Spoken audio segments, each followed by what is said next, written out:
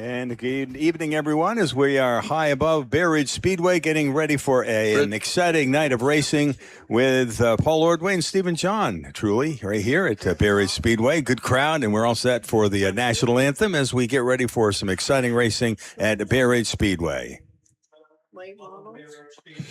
We'll be doing the invocation, so at this time, gentlemen, please remove your caps. And let's bow our heads as we go to our Heavenly Father in prayer this evening. Next time, Gracious and most merciful God, we thank you for your goodness, your grace, and your mercy, Lord. Father, we just thank you for the glorious weather today, for the great racing we've had here at Bay Ridge Speedway this summer. And Father, we know that all protection comes from you. We'd ask that you put a hedge of protection around every driver, every crew member, fan, and official in attendance tonight here at Bay Ridge Speedway. And Lord, we just thank you for our troops. We ask that you put a blessing on all our troops, our first responders as well here in Vermont and nationwide as well. And thank you, Lord, for the greatest gift of all, the gift of eternal life that we have through your Son, our Lord and Savior, Jesus Christ. It's in his name we pray. Amen. Amen. Please remain standing for the Canadian national anthem, followed by the American national anthem.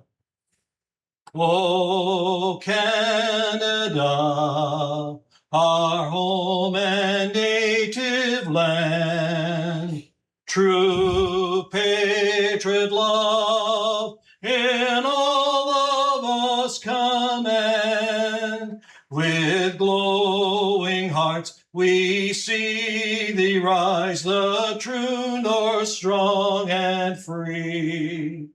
From far and wide, O Canada, we stand on guard for thee. God keep our land glorious and free.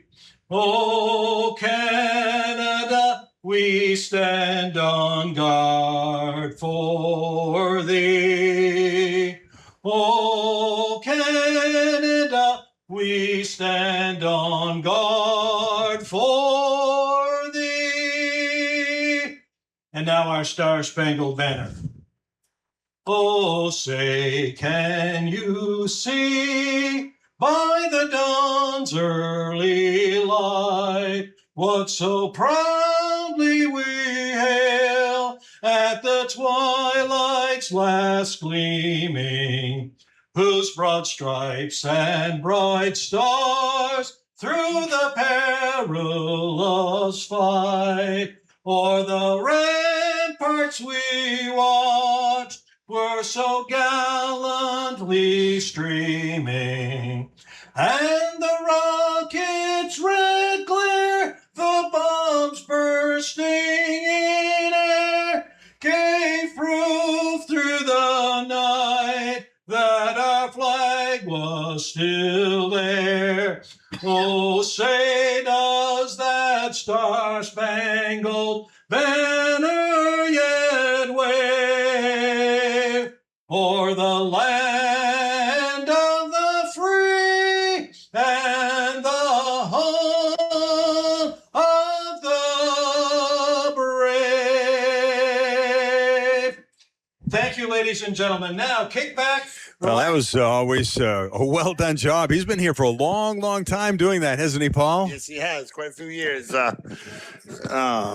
Yeah, he's been here doing the national anthem, the Canadian.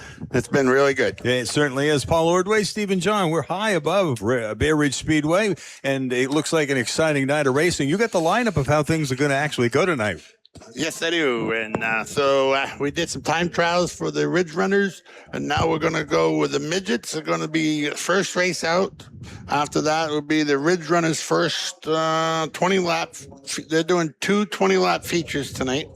So the Ridge Runners will be next, and then the mods, dirt stocks, limited mods, coupes, and looks like the late models. Are they ending it with a 4- and 6-cylinder Enduro? They sure are. After all this is done, after we do all the features, then we got a 75-lap Enduro. So it's a pretty exciting night, being sponsored by Murray's Market right here in Bradford. It was formerly JM Landscaping for a long, long time, right there at the lower plain in Bradford. Supposedly the only light in Orange County. Correct. Still. Still. You know that for a fact. I'm quite sure. Well, you worked for the state of Vermont for a long time. I'm quite sure. Orange County's pretty big, too. Yeah. Yeah. There was one. I lived in Randolph back in the early 70s. Then there was one around the corner. If you know where the fire station is, Yeah. it was not too far there, not too far from the high school. Oh, yeah. They took it out years ago. Yep. Mhm. Yeah. It was. Yeah. So anyway, we always get off on a sidetrack talking about other things, and it all started by letting you know that the sponsor is Murray's Market. Now that we all know where they are located on the Lower Plain in Bradford, I'm sure we'll mention their name a few more times tonight. Absolutely. Who owns it now anyway, Paul? Hey, it's John and Tiffany Murray. I believe they're from the Groton or Reigate area originally, and they're down there doing a great job. And if you haven't been there, stop by. I stopped by a couple of days ago and checked it out some more, and it's great. A lot of plants there. Stop. They'll help you out. And they even do arrangements and boutonnieres and stuff for weddings and stuff too. So Boutonnieres, yeah. I mean, where'd you pull that out of? Good job, Paul. you used to be a florist in there. No. All right, Paul and myself, we go back a long, long ways. Of course, Paul has PTO's repair now in Fairleigh. Yep. So we'll be talking with Paul, I assume, when we hit the colder temperatures in probably the first part of December. We'll talk on Friday morning shortly after 6:30. Yeah, 6:30ish. All right. So the Fisher plows of Fisher Sanders. We hate to talk about that now because we're in short sleeve shirts high above Bay Ridge Speedway. So what's the track look like tonight for you? Looks really good. I was watching some of the modifieds earlier, and they were getting some good bite out of 2 and out of 4. There's still just a small hole in 4, but I don't think that'll affect them. And we'll see how we make out here to get the midgets and the ridge runners and see how the mods do in their qualifiers. Yeah, pretty good crowd here as well in the in the stands as we're getting down to points battle. That's for sure, because we're down to only I believe 5 races left, and that might even include their Sunday Fun Day. I'm not quite sure, Correct. But there aren't too many races left in the 59th year of racing here at Bay Ridge Speedway. Again, myself, Stephen John, along with Paul Ordway. This is the 4th time we've been here this year. We'll be back again first part of September, and that will be it for us in the 2026 year here at Bay Ridge Speedway. But this looks like a pretty good night. It's kind of cloudy now. There's no sunshine, but as Paul just said, the track is looking really good for all the divisions tonight at Bay Ridge Speedway. A lot of great sponsors that bring you the live coverage on the radio. We'll be taking breaks periodically to inform you about those different businesses. So we look forward to hearing from them as well. So on the track right now, what do you call those guys, Paul? That is the midgets. That is the, they used to be called Granite State here. Hang on. These aren't the Granite State mini sprints. I don't think so. They would have had that on These the schedule. These are DMA midgets, aren't they? Okay. Extreme Dirt Car DMA midgets, I believe, is what I'm trying to get their roster. All right. So what do these guys run for engines, Paul? Those are the motorcycle engines, I believe, right? Yeah. All right. There looks it. And they can rip around there. Yeah. These guys don't have a wing. No. Now, was it last week the high horsepower ones were wingless? Yeah. The wingless and the winged scones were here last week. Okay. Hey, how you doing? Justin Bulliot, he's the one that takes care of all the track announcing for North Haver Fair for the winners. Usually it's the first, second, and place finishers down there. Taking a few hot laps, we have Butch Elms, who's going to give them a lap or two. He is the owner, along with April, and he's also the stand flagman. So they're side by side. It looks like 2, 4, 6, 7 of them. They're going to go racing. Is this a heat race? This will be a heat race. Qualifier? Yeah, qualifier, whatever you want to call them. They're going to go green here at the Blue Barrel, as always. I believe it's probably a 10-lot feature qualifier. They shot off into number 1 and 2, side by side. Travis Hull gets a little more grip, I guess, coming out of turn 2. He will take the lead. His brother Will Hull in the number 3. He is working his way through traffic right now as they go into turns 1 and 3. Chris Murray running second. Will Hull will be third to his brother. Then the A1, Jeff Horn. Then the number number 92, the rookie, Nick Fecteau. And Fecteau was 5th in points in his rookie season. So Travis Hull in the number 2 is your race leader. Chris Murray, he's been a champion in this class, so we're watching his maneuvers as Travis Hull is joining us for the first time in 2026. It's his first season. Chris Murray has his eyes set on that win, but right now Travis Hull is holding his own. Will Hull moves up to 3rd place. Fecteau trying to join him at the top with the number 92.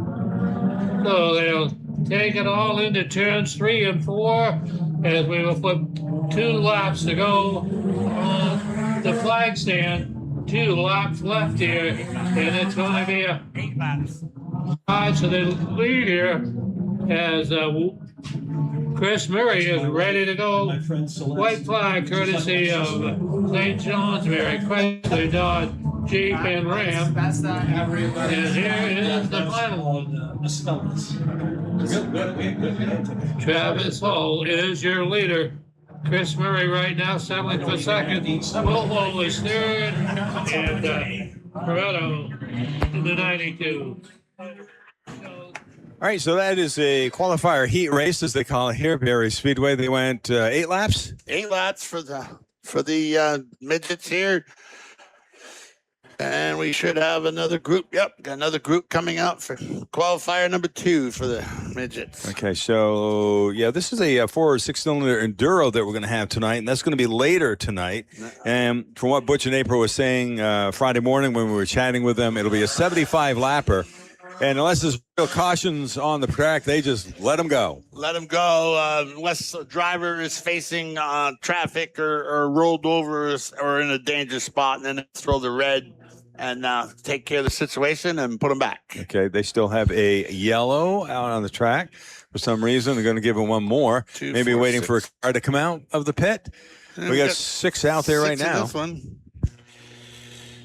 I'm not sure. So this is Barrie Speedway, a 59th year of racing. Stephen John and Paul Ordway, we are high above the track, and we'll be here for the duration of the night. This is the Murray's Market Nursery and Landscaping Night at Barrie Speedway. They have the sponsor.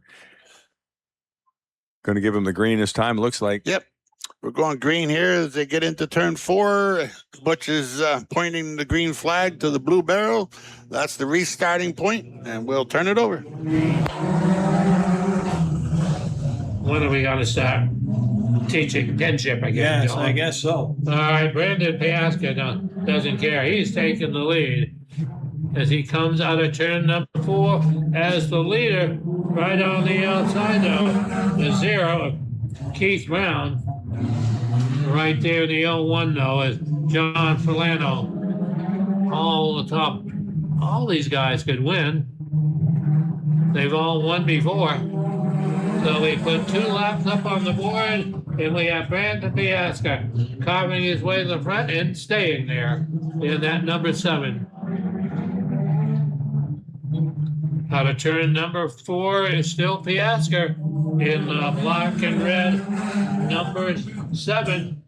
And the 0-1, Fecteau, in the white blue 0-1. And boy, that number 9 is charging up there. And he wants a piece of this.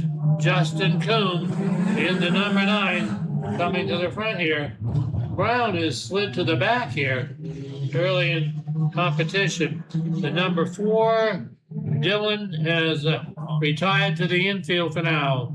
We put 5 laps up on the board, courtesy of Sables and Sons. But Brandon Piasca leads in points, and he's going to leave here in this event, still leading in points. So they come down to the 2 laps to go. Piasca still your leader. John Fecteau on his trail right now. They'll bring out the white flag, courtesy of St. Johnsbury Chrysler, Dodge, Jeep, and Ram. This is the one they'll throw the checkers. Piasker is there. He's been there all through this event. He will take the win. Brandon Piasker takes the win. Is that guy our next flagman there, Paul? I think he's practicing. Maybe he'll catch Butch's eye and Butch will get him up in the tower and Yeah, that'd be cool. get him in there. Yeah. We even have another child down there. He brought his own toys. Yeah. There's a lot going on. We got our own flags, our own toys. Yeah. And we got racing at Bay Ridge Speedway. We sure do. Yeah, the record's coming out to get number 4 out of the middle of the track field here. He's got a few issues. And we remind you again that we've got great racing tonight at Bay Ridge Speedway, brought to you by Murray's Market Nursery and Landscaping. They're right here in the lower plain of Bradford. Used to be JM Landscaping for many, many years. And for those of you that are familiar with it, I'm sure you know where they're located. Number 4 is 4 more races this year. I believe by the schedule I got here. okay. The only thing is the way April was telling us, we got Saturday the 19th, and then maybe the week after they're going to do a rain out makeup because of points and all that stuff. I think that is what she said. Okay, but don't quote me on it. And then Sunday, the 11th of October is the 10th annual Sunday Fun Day. And they've added a lot to that over the years. Oh, yeah. And if you haven't seen that, it's worth the money to come out, watch the enduro, the demos, everything that's going on that day. It's quite a thing. Yeah, it's hard to believe because, the season ends and then you do the Sunday Fun Day. All of a sudden it's Halloween, then it's Thanksgiving, Christmas, New Year's, and then we start talking about the 60th year of racing at Bay Ridge Speedway. What do you think so far of the track? Looking pretty good, isn't it? It's looking good for the midgets, and hopefully the little ridge runners here don't tear it up, but they shouldn't. We should be okay. So this division is sponsored by what? Woodsville Power Equipment? Woodsville Power Equipment, Bobcat, Ridge Runners. All right. I guess they're ready to go. They're lining up, and they want a hot rod it, don't they? They're ready to go. All of us. 2 features tonight, 2 20-lap features. So this is their first one out and they did time trials. So that's how they're lined up. On the front is number 96, Riley Chafee. Second should be the 42, Jacob Hall Larson. Third on the inside is the 49 of Kevin LaForest. Outside of him should be the 9 of Zach Audette. And then we got the 91 of I lost him. Your guess is as good. Doug Boucher. Okay. And the 94 Ryan Sayers. 7D Jacob Davis. The 6 Ty Hayward. Number 5 Tim Davis. And number 80 Erik Baker. They got a blank here, and then number 50 of Matt Lucas is picking up the rear. How many laps? These are 20 laps. 20 laps, and this is a feature. Yeah, they're doing 2 feature tonight, 20 lap features. All right, we're going to go to the track announcer because Butch has pulled the yellow in, and I believe he's going to send them this time. Yes, he is. He's pointing. Mr. Elms has that green flag shaken. He is ready for action. And we are going to prove it right now. So the ridge runners pour it in a turn 1, and it looks like Jacob Hall Lawson. No, it looks like Riley Chafee. We'll give them both a nod here for leading here in lap number 1. Chafee and Lawson, and the computer's going to give it to the 42. So, all right, Riley Chafee is fired up now. He wants to appear first on that scoreboard. Zach Audette in the hunt along with Ryan Sayers. Audette in the 5. Sayers in the number 94. In the 94 it Sayers. Audette is in the black and orange number 9 versus the 94 that is blue and yellow. Riley Chafee by an edge. Right now is Jacob Hall Lawson on the outside there. And we're looking at Kevin LaForest right in the hunt here with that number 49. Then we've got Boucher in the 91 touring up there to be part of the cluster right now as they head out of turn number 4. We will see a little shuffling of the deck here. We got Chafee coming by, your leader. Audette will be second now, and that would put Jacob Hall Lawson third. And Ryan Sayers is third now, and Lawson is fourth. And we are going to see 6 laps up on the board. 2 to go for the. No, it isn't. We are going 20 laps. Yeah. This is a feature race. Yeah, twin features. Get with it. So Ryan Chafee has got a longer way to go here, as he is your leader. 7 laps on the board of a 20-lap main event. Zach Cadet in the number 9. Ryan, the 94, Ryan Sayers, nose to tail out of turn number 4. Kevin LaForest is there in the 49. Jacob Hall Lawson has lost the seat. He is going south out there in a hurry as Doug Boucher will pull up alongside with his number 91 to try to take that spot out. Halfway this time, Norm. All right, 10 on the board, and now that's the white and checkered cross flag indicates halfway through the event. Chafee will be your leader in the number 96. Zaket Adet in the number 9, and Ryan says in the 94. They clear the new driver out there, Kevin Mahoney, in the 45. So Chafee has dominated through the halfway marker here in that number 96. He worked his way through a back of Matt Lucas, is about ready to get lapped, and that is unusual for Lucas here at Bear Ridge Speedway.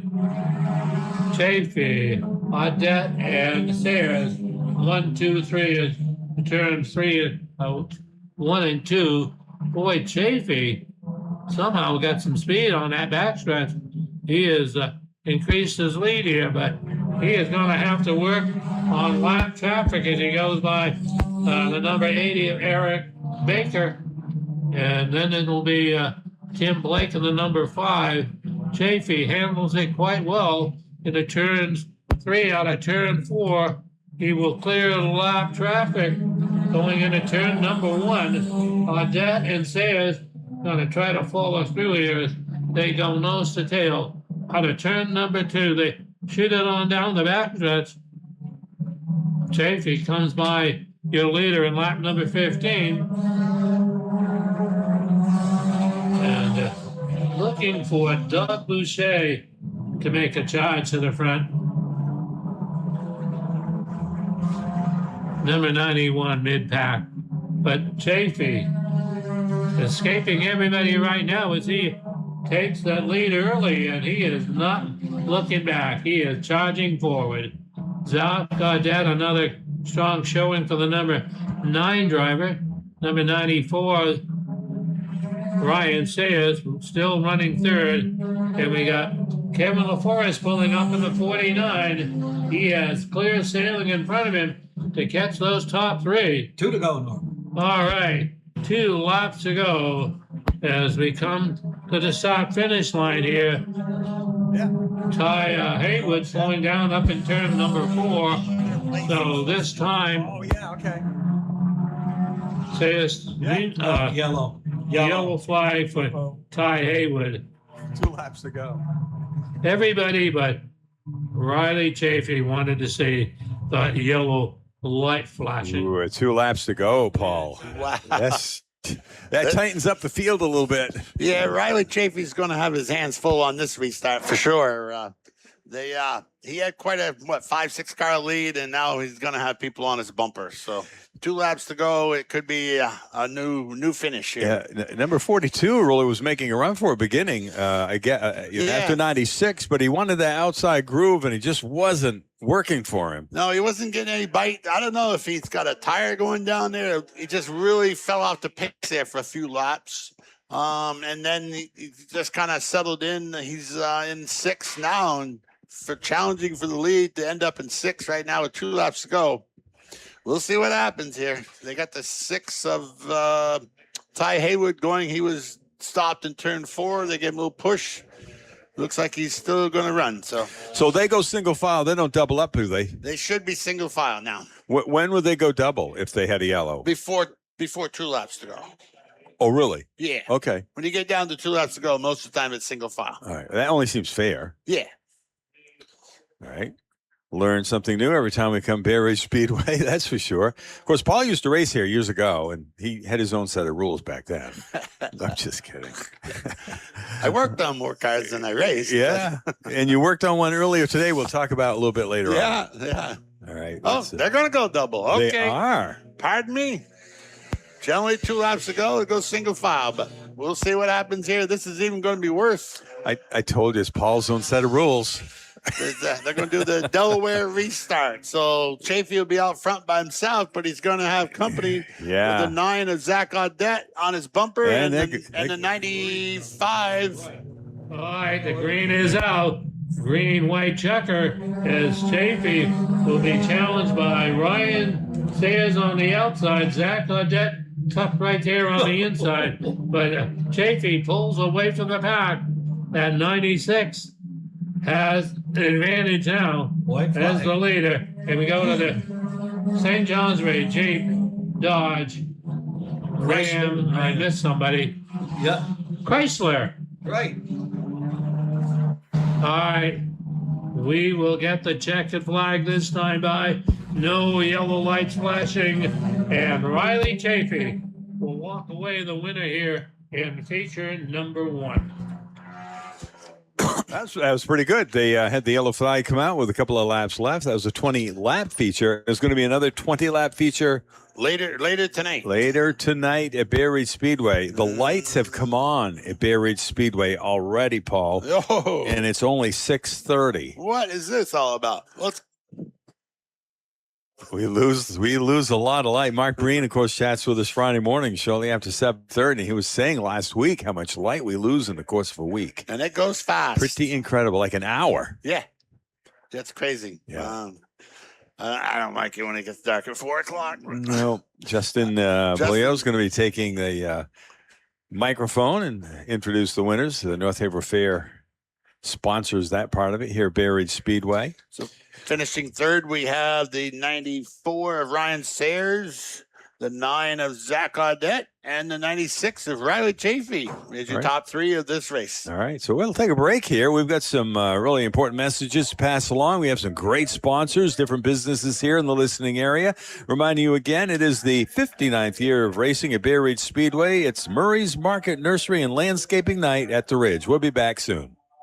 If you've got a skid steer, excavator, or tractor down in the field, Peakline can fix it. Peakline provides mobile heavy equipment and diesel repair right at your site. With service trucks, a 5-ton crane, and a lube truck, Peakline brings the shop to you. We're an independent service provider for CAT and other major equipment brands.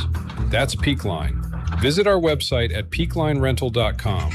That's peaklinerental.com. peaklinerental.com. C.W. Gray & Sons Auctioneers in East Stafford is a family-owned and operated business with over 60 years of auction experience. They specialize in construction and farm equipment auctions as well as consignment auctions. Gray's equipment list and Fairleigh Vermont commission rates for consignment auctions is online at cwgray.com. The next time you need an auction or would like to attend one, you can contact them by calling 785-2161 or email them at cwgray2161@gmail.com.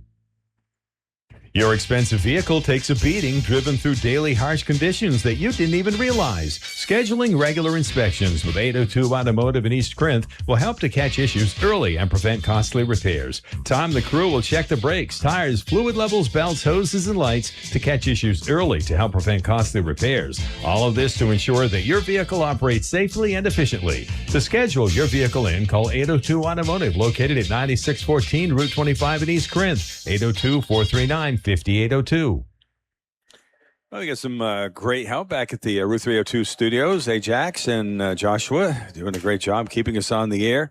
And boy, some great sponsors here in the listening area too that you might want to patronize. Make sure we patronize our local businesses to help keep our local economy going, Paul. That's what keeps us all going in the business, and that's what we need out there. Help us local. Definitely. I want to thank all of our listeners, too. It takes their part to make us a success. And I believe you got a fan base that's listening to us. Is that true? Absolutely. I take a shout out to Eleanor Placey up in Newbury. Awesome. I hear she's tuning in tonight to listen. And her grandson, Thomas, is he's running the 56 modified right now. He's doing a kind of a special thing for Clayton Hatch. So that's great. So, Eleanor, everybody is listening. Awesome. And you were helping out one of the cars earlier today, weren't you, Paul? Yeah, an Enduro car for Jason Daly. I went over and helped him get things going. He had to replace a clutch in it from the last Enduro, lost the clutch and slave cylinder and stuff. So he had some last minute stuff to finish up. I went over and gave him a hand and got it loaded. Awesome. Yep. And as you look around here, a lot of billboard in regards to a lot of sponsors here in the local area that also are sponsoring a lot of the divisions. As we just said, the 20-lap feature that's sponsored by Woodsville Power Equipment. Correct. Bobcat of Woodsville. Yep. Taking winner pictures as we speak in the midfield down there. And next up should be the modifieds coming out and Sportsman Mod. So that is the Sable and Sons Dirt Sportsman Mods. Should be the next one out.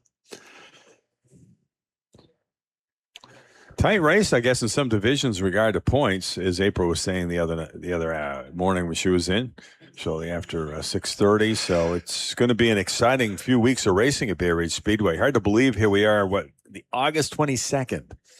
And as things wind down, the points really can jam up, and you can be leading by 20 points, and then maybe have a bad week, and somebody else has got a couple of good weeks, and they can come up and take your spot in the top thing, so top of points. So you got to be careful. You just got to go out there and try to maintain a good finish.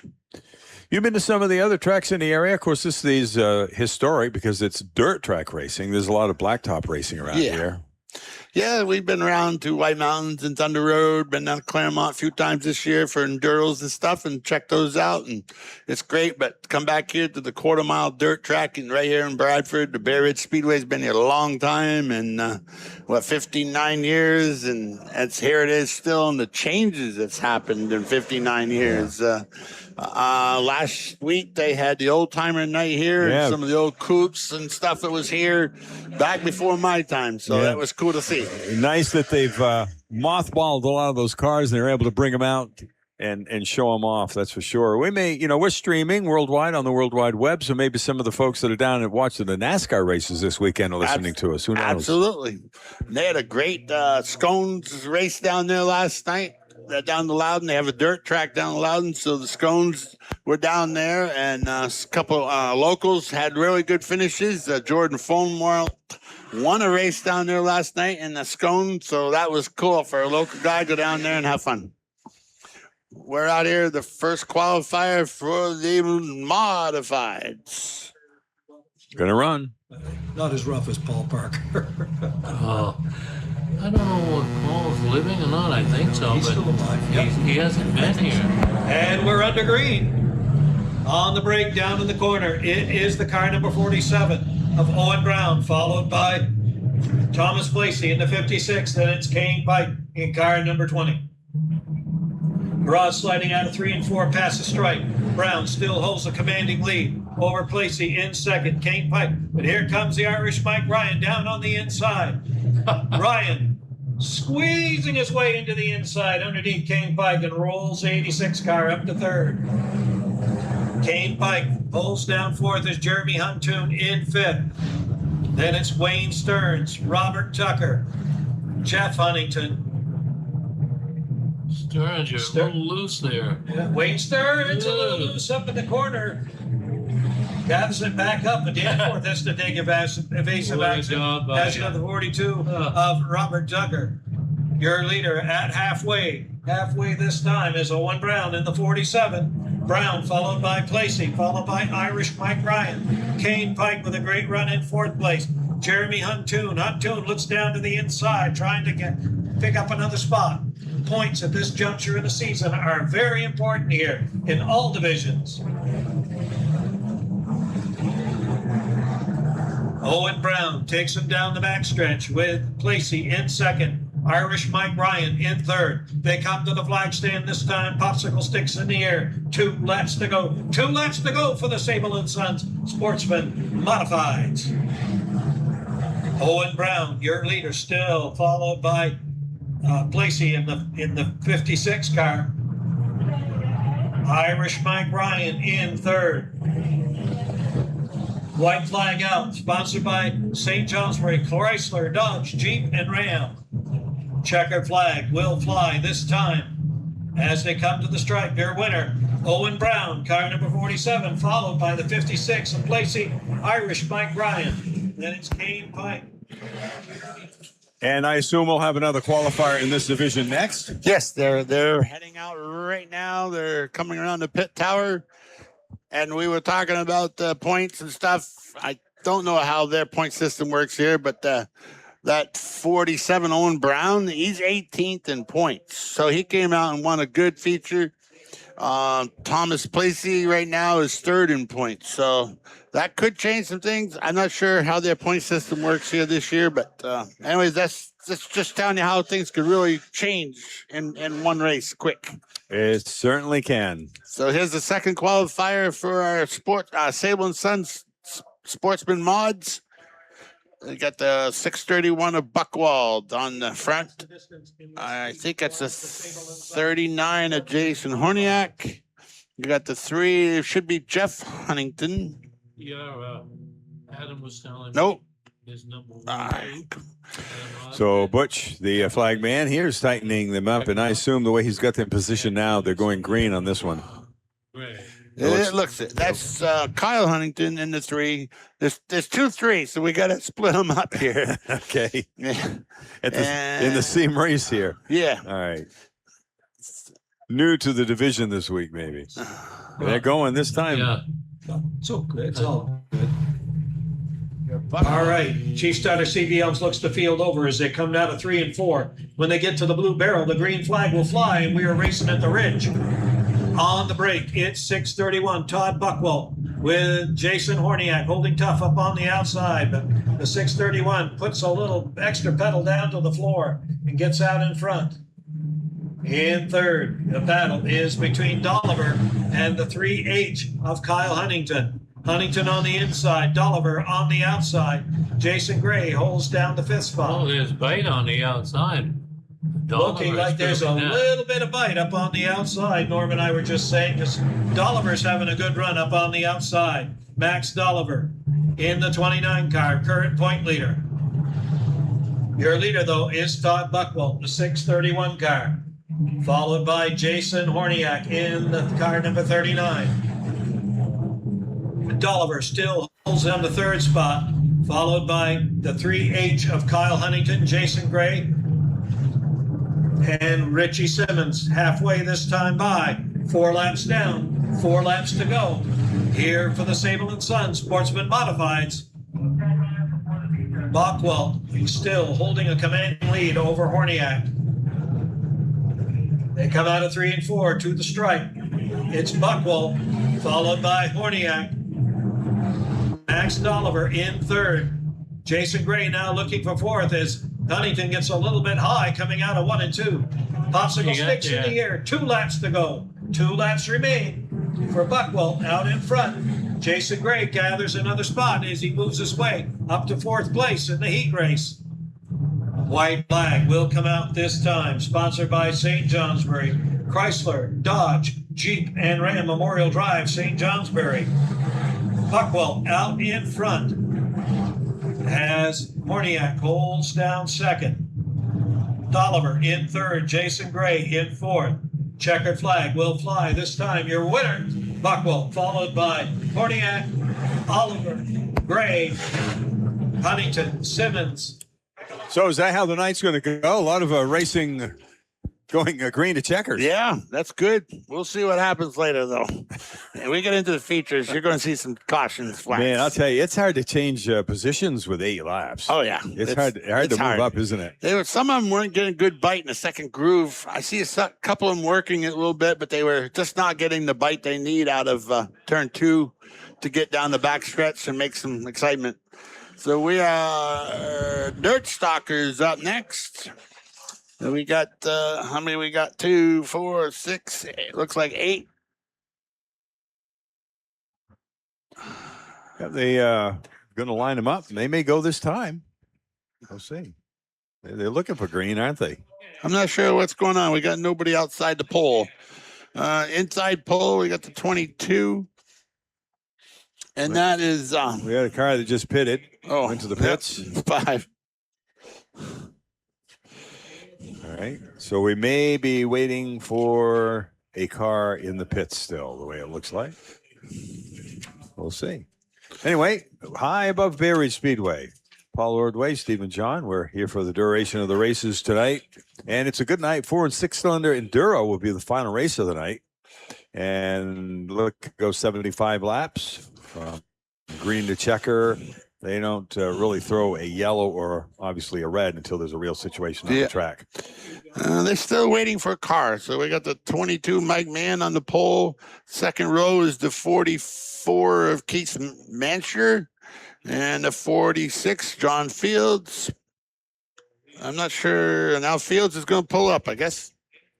And then we got the so Fields will go outside of the 22 of Mike Mann, the 44 inside the 25 of Timothy Blake. Yeah, we're at a vantage point here. We can see the pits and nobody's coming out. So they're going to go this time, I think. Tyler Fellows in the 7 is inside the 3rd row.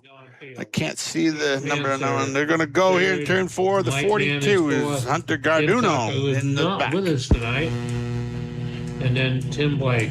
All right, we are ready, and the green is flying on the Valley Building Supply Dirt Stalkers. Who will get out of turn number 2 first? Fields on the out. Oh, they touch. And Fields gets the edge here. Might be in there to back off the throttle here to keep the race green. We got Keith Mansur sloshing his way through traffic, and the number 44 as he goes alongside of Mike Mann in the 22. Tyler Fellows waiting his turn on a turn number 4. Tim Blake. Then it's Hunter Garduno. And then it's Lucas Peters in the number 26. His first night out here. Right now, John Fields is serving up on the speedway. We're watching now the charts to get second place. Mike Mann goes wide up in turn number 2. Halfway. Fellows, Fields comes by your leader. Halfway through this one. 4 down and 4 to go. Keith Mansur working on a second place right now. Followed by Tyler Fellows and Hunter Garduno in that 42. Boy, Mike Mann, he is charging up here now. He is a gentle giant, but boy, he's on that steering wheel right now. He'll make that come through traffic. I can do it on the steering wheel. Oh, Fellows goes around a loop-de-loop up in turn number 2. Caution comes out on the speedway. I guess we talked too soon about those cautions, Paul. You did it. I know I did. I did it. There you go. In the back of the field, the one we couldn't see is the 26. So Luke Peters having some fun back here in the dirt. Luke Peters is a regular at Thunder Road in the 26 and also a winner over to White Mountains in Woodstock. I guess he likes to race. Oh, he loves racing. I believe this is the car he used to race here a few years ago, back when he raced here, and they kept it. And they have 2 other cars, late models they use between Thunder Road and White Mountain. So he's quite a racer. He loves racing, and he does really good. He really puts on a show at Thunder Road the other night. He had a good finish. And yeah, a lot of these in this division look like Monte Carlos from back in the day. Quite a few of them. I'm not sure what the 44 is. Oh, we're back green. Green is waving at the 40. race. John Fields is your race leader, and we will see, is there anyone out there that can reel him in? Keith Manser in the 44.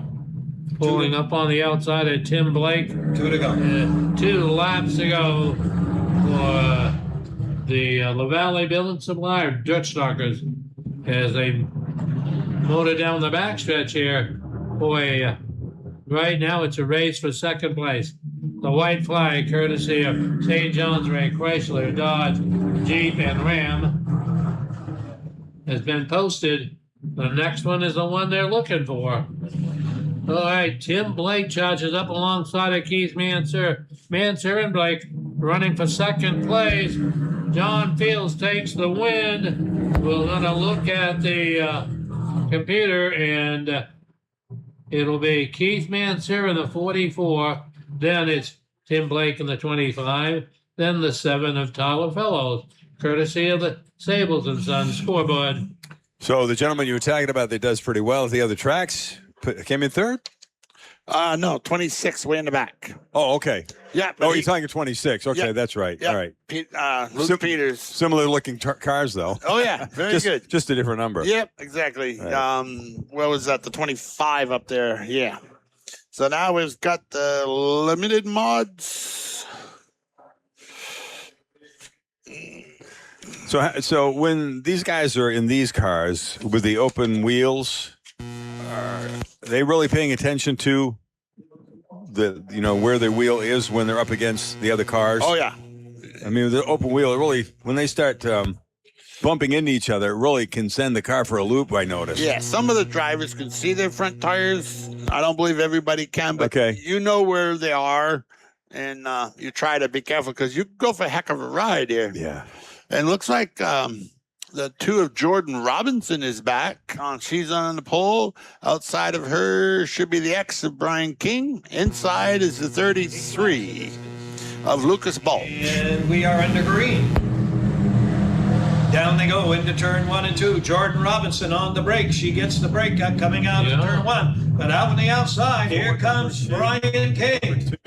King up on the outside. Broad sliding. Oh, Brian King gets high on turn 4. Holy cow, what a move by Brian King. Oh, man, Keegan Tabor holding on to third as King gets a little bite up on the outside, gets around Jordan Robinson. Robinson holds strong in second, but here comes Keegan Tabor. Keegan Tabor in the 74. Looking around Jordan Robinson as Brian King takes him down the backstretch. Jordan Robinson in second, Keegan Tabor in third, Lucas Balch. Then the 73 of Michael Kinney. Across the stripe they go. Brian King, your leader, followed by the 2 of Jordan Robinson. She's holding tough down on the inside. Keegan Tabor looking outside again. Halfway this time, Keegan Tabor gets a little high. Stays Jordan right Robinson hanging down low. Oh, Robinson gets him at the stripe just by a nose. Keegan Tabor hanging everything out but the dirty laundry, trying to get around Jordan Robinson. Jordan Robinson holding tough as Brian King comes by the stripe one more time. Keegan Tabor beats her at the stripe for second place. Brian King, your leader, followed by Keegan Tabor, Jordan Robinson. Then it's Lucas Balch, the 73 of Michael Kinney, the 7 of Jerry Isham, and the 04 of Kelly Miller. 2 laps to go. 2 laps to go this time by. King, your leader here in this qualifying event for the Limited Sportsman. White flag will fly.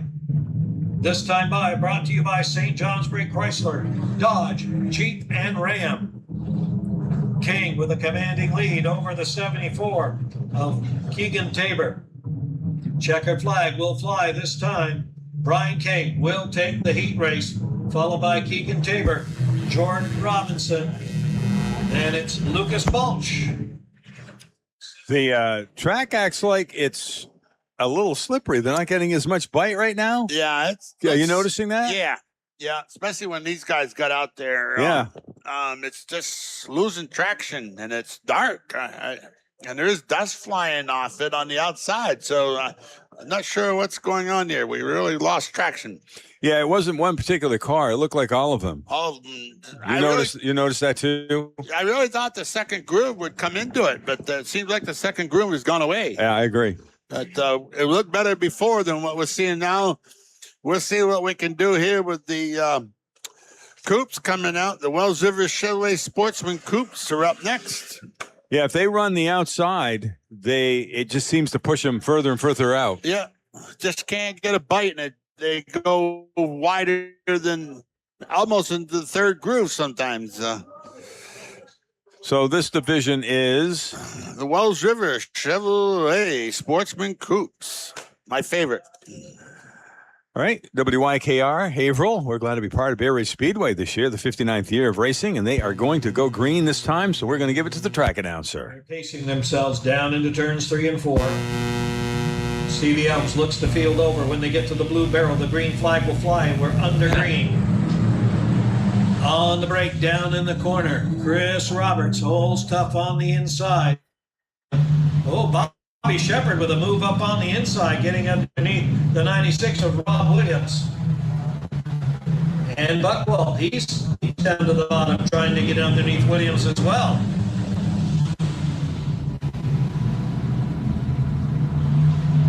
Down the backstretch they go. It's Roberts in first, followed by Shepard. Then it's Buckwell. Then it's Williams. Logan Martin. Then it's Alexis Bushy. The 3 of King and the 54 of Leroux. Nose to tail they come out of 3 and 4. It's still car number 8 of Chris Roberts, followed by the car number 28 of Bobby Shepard.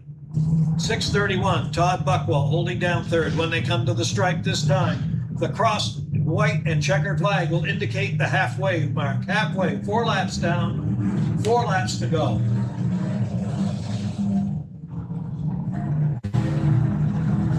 Your leader is still Chris Roberts in car number 8, followed by Bobby Shepard. Then it's Todd Buckwell in third. Buckwell looks to the outside of Shepard, trying to get a little bite. And back in the pack, Alexis Bushy and the 96 of Rob Williams battle for the 5th spot. Bushy down on the inside. 2 laps to go this time to the stripe. 2 laps to go. Oh! Car number 8, Roberts, still out in front. Down the backstretch they come into 3 and 4. White flag will fly this time by, brought to you by St. Johnsbury Chrysler, Dodge, Jeep, and Ram. Memorial Drive, St. Johnsbury. As Roberts holds the lead, but Bob Shepard right on his rear bumper. Checkered flag will fly this time. Your winner is Chris Roberts, followed by the 28 of Shepard, the 631 of Buckwell. Hey, that division also looks like they're being a little careful out there too, don't they? Yeah, second groove is not working for the coupes here at all. But number 8, Chris Roberts, took that win. Bobby Shepard in the 28, boy, he came up in there and he finished second. What a good run there.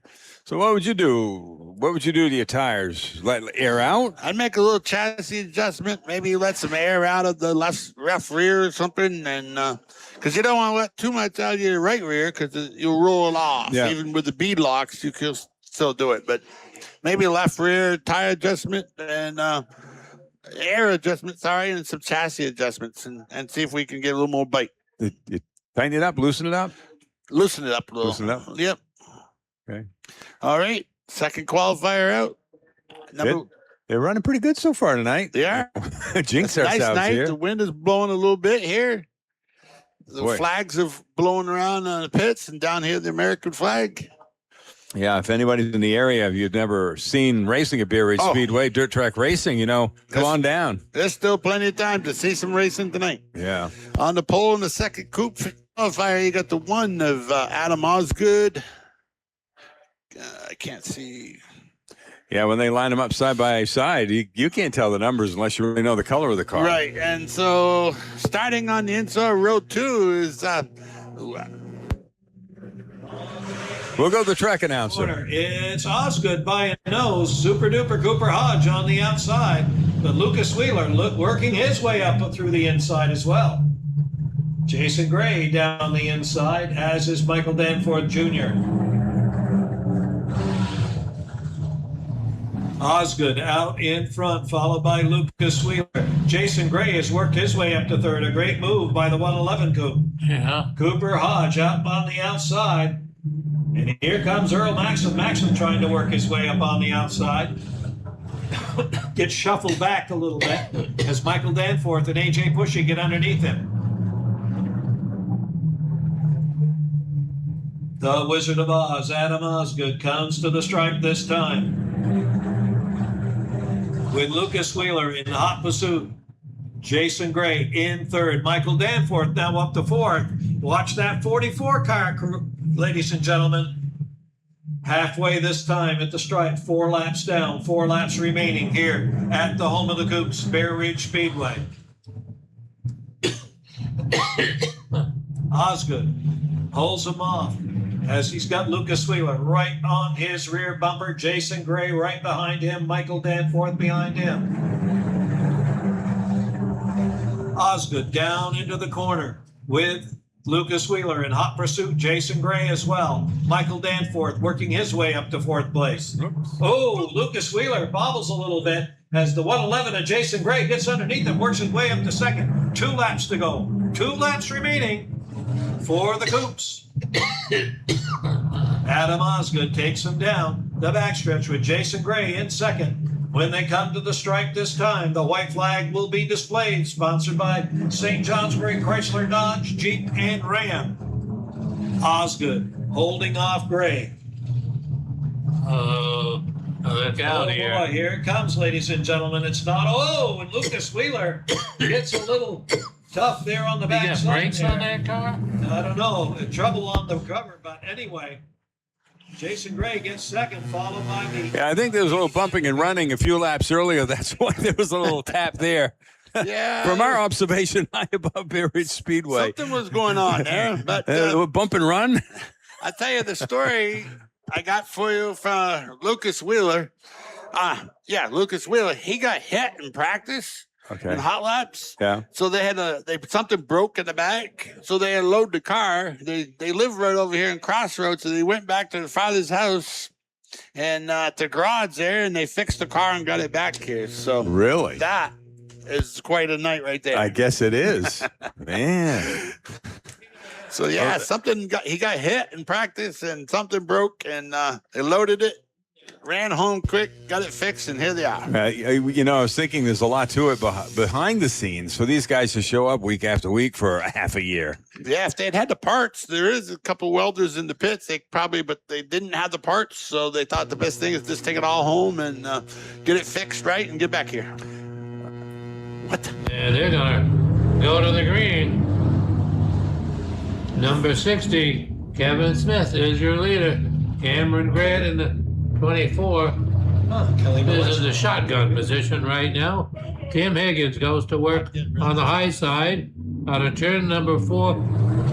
And Smith will hold him at day here in the turn number 1. Higgins on the outside. They touch up there in the corner. Higgins gets the inside brake. Oh, they touch. And everyone is sliding and sliding here. Cameron Grant slid just to avoid crashing. So we will bring him about again, and we had 1 lap completed. This is unusual setup. The leader will probably be Cameron Grant if these two were considered involved in the altercation down there. So Smith and Higgins will be side by side in the second row, or first double wide row on the Delaware East side. 1 second. I wanted to come last week, but to see the old timers. All right, Kevin brings the number 20 around, 60 around here. And we are ready to go back to green. We've been a little busy. Well, you've got going on. We couldn't take her out. So players. she got a day.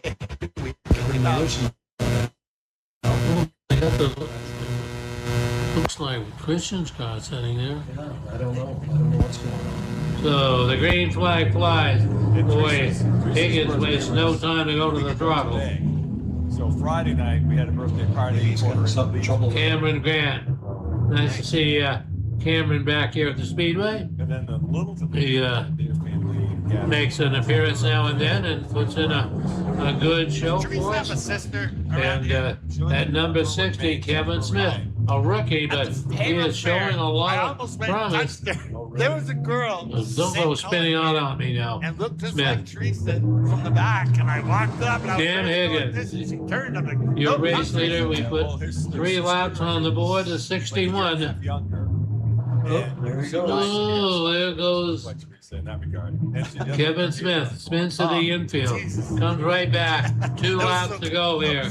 They have Well, similar maybe not. body builds, you know, the height and weight. and all Trying that to catch stuff. up with the scoreboard. Well, I got beside her. I don't know. Yeah, really.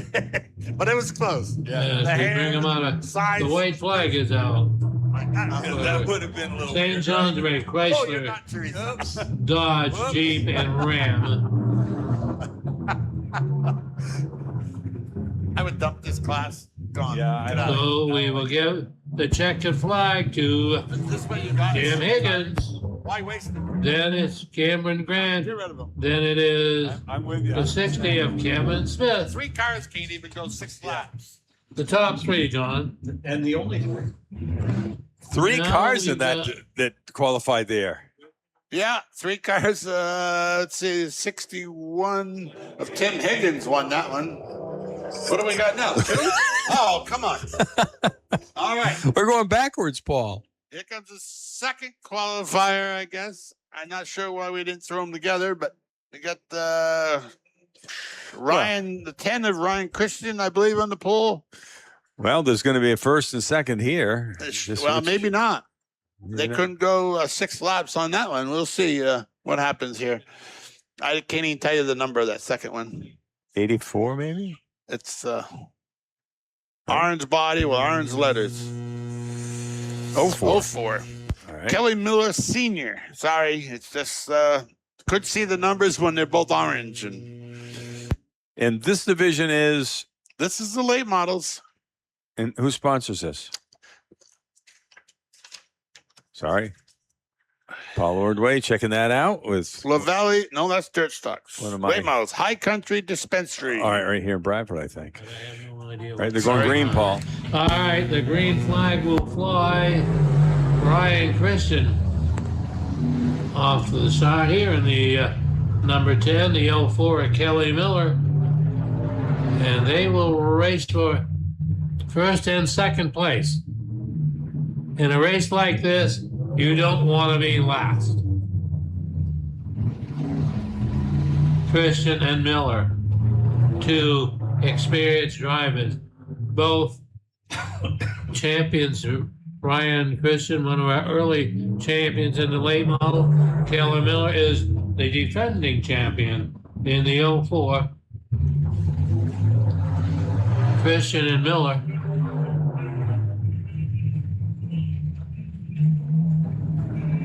All right, halfway through it.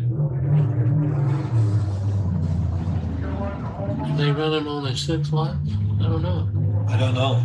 I guess. All right, they're okay. They are getting ready to put a cap on this one. 2 laps to go. Ryan Christian and Kelly Miller. Miller is trying that outside. Maybe the bite is gone away. They may be not the traction it was out there.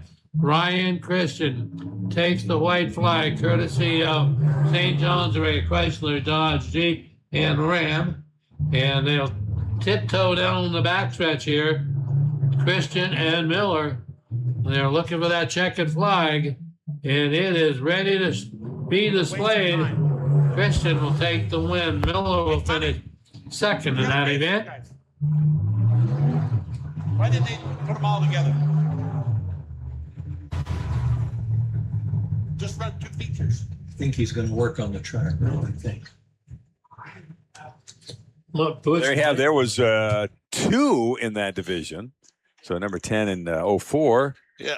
Number 10 won that one, Ryan Christian, and the 04 Kellen Miller Sr. All right. A little break here in the action. Barrie Speedway, the 59th year. Paul Ordway, Stephen John. We're here for the duration of all the races. A lot of qualifying that we've experienced for the last hour or so. We'll be heading to the features momentarily. So with that, we could take a break. We have some great people that are bringing you the live broadcast tonight. So we'll take a break, listen to some of those important messages. Paul and myself will be back in just a few minutes. Thank you.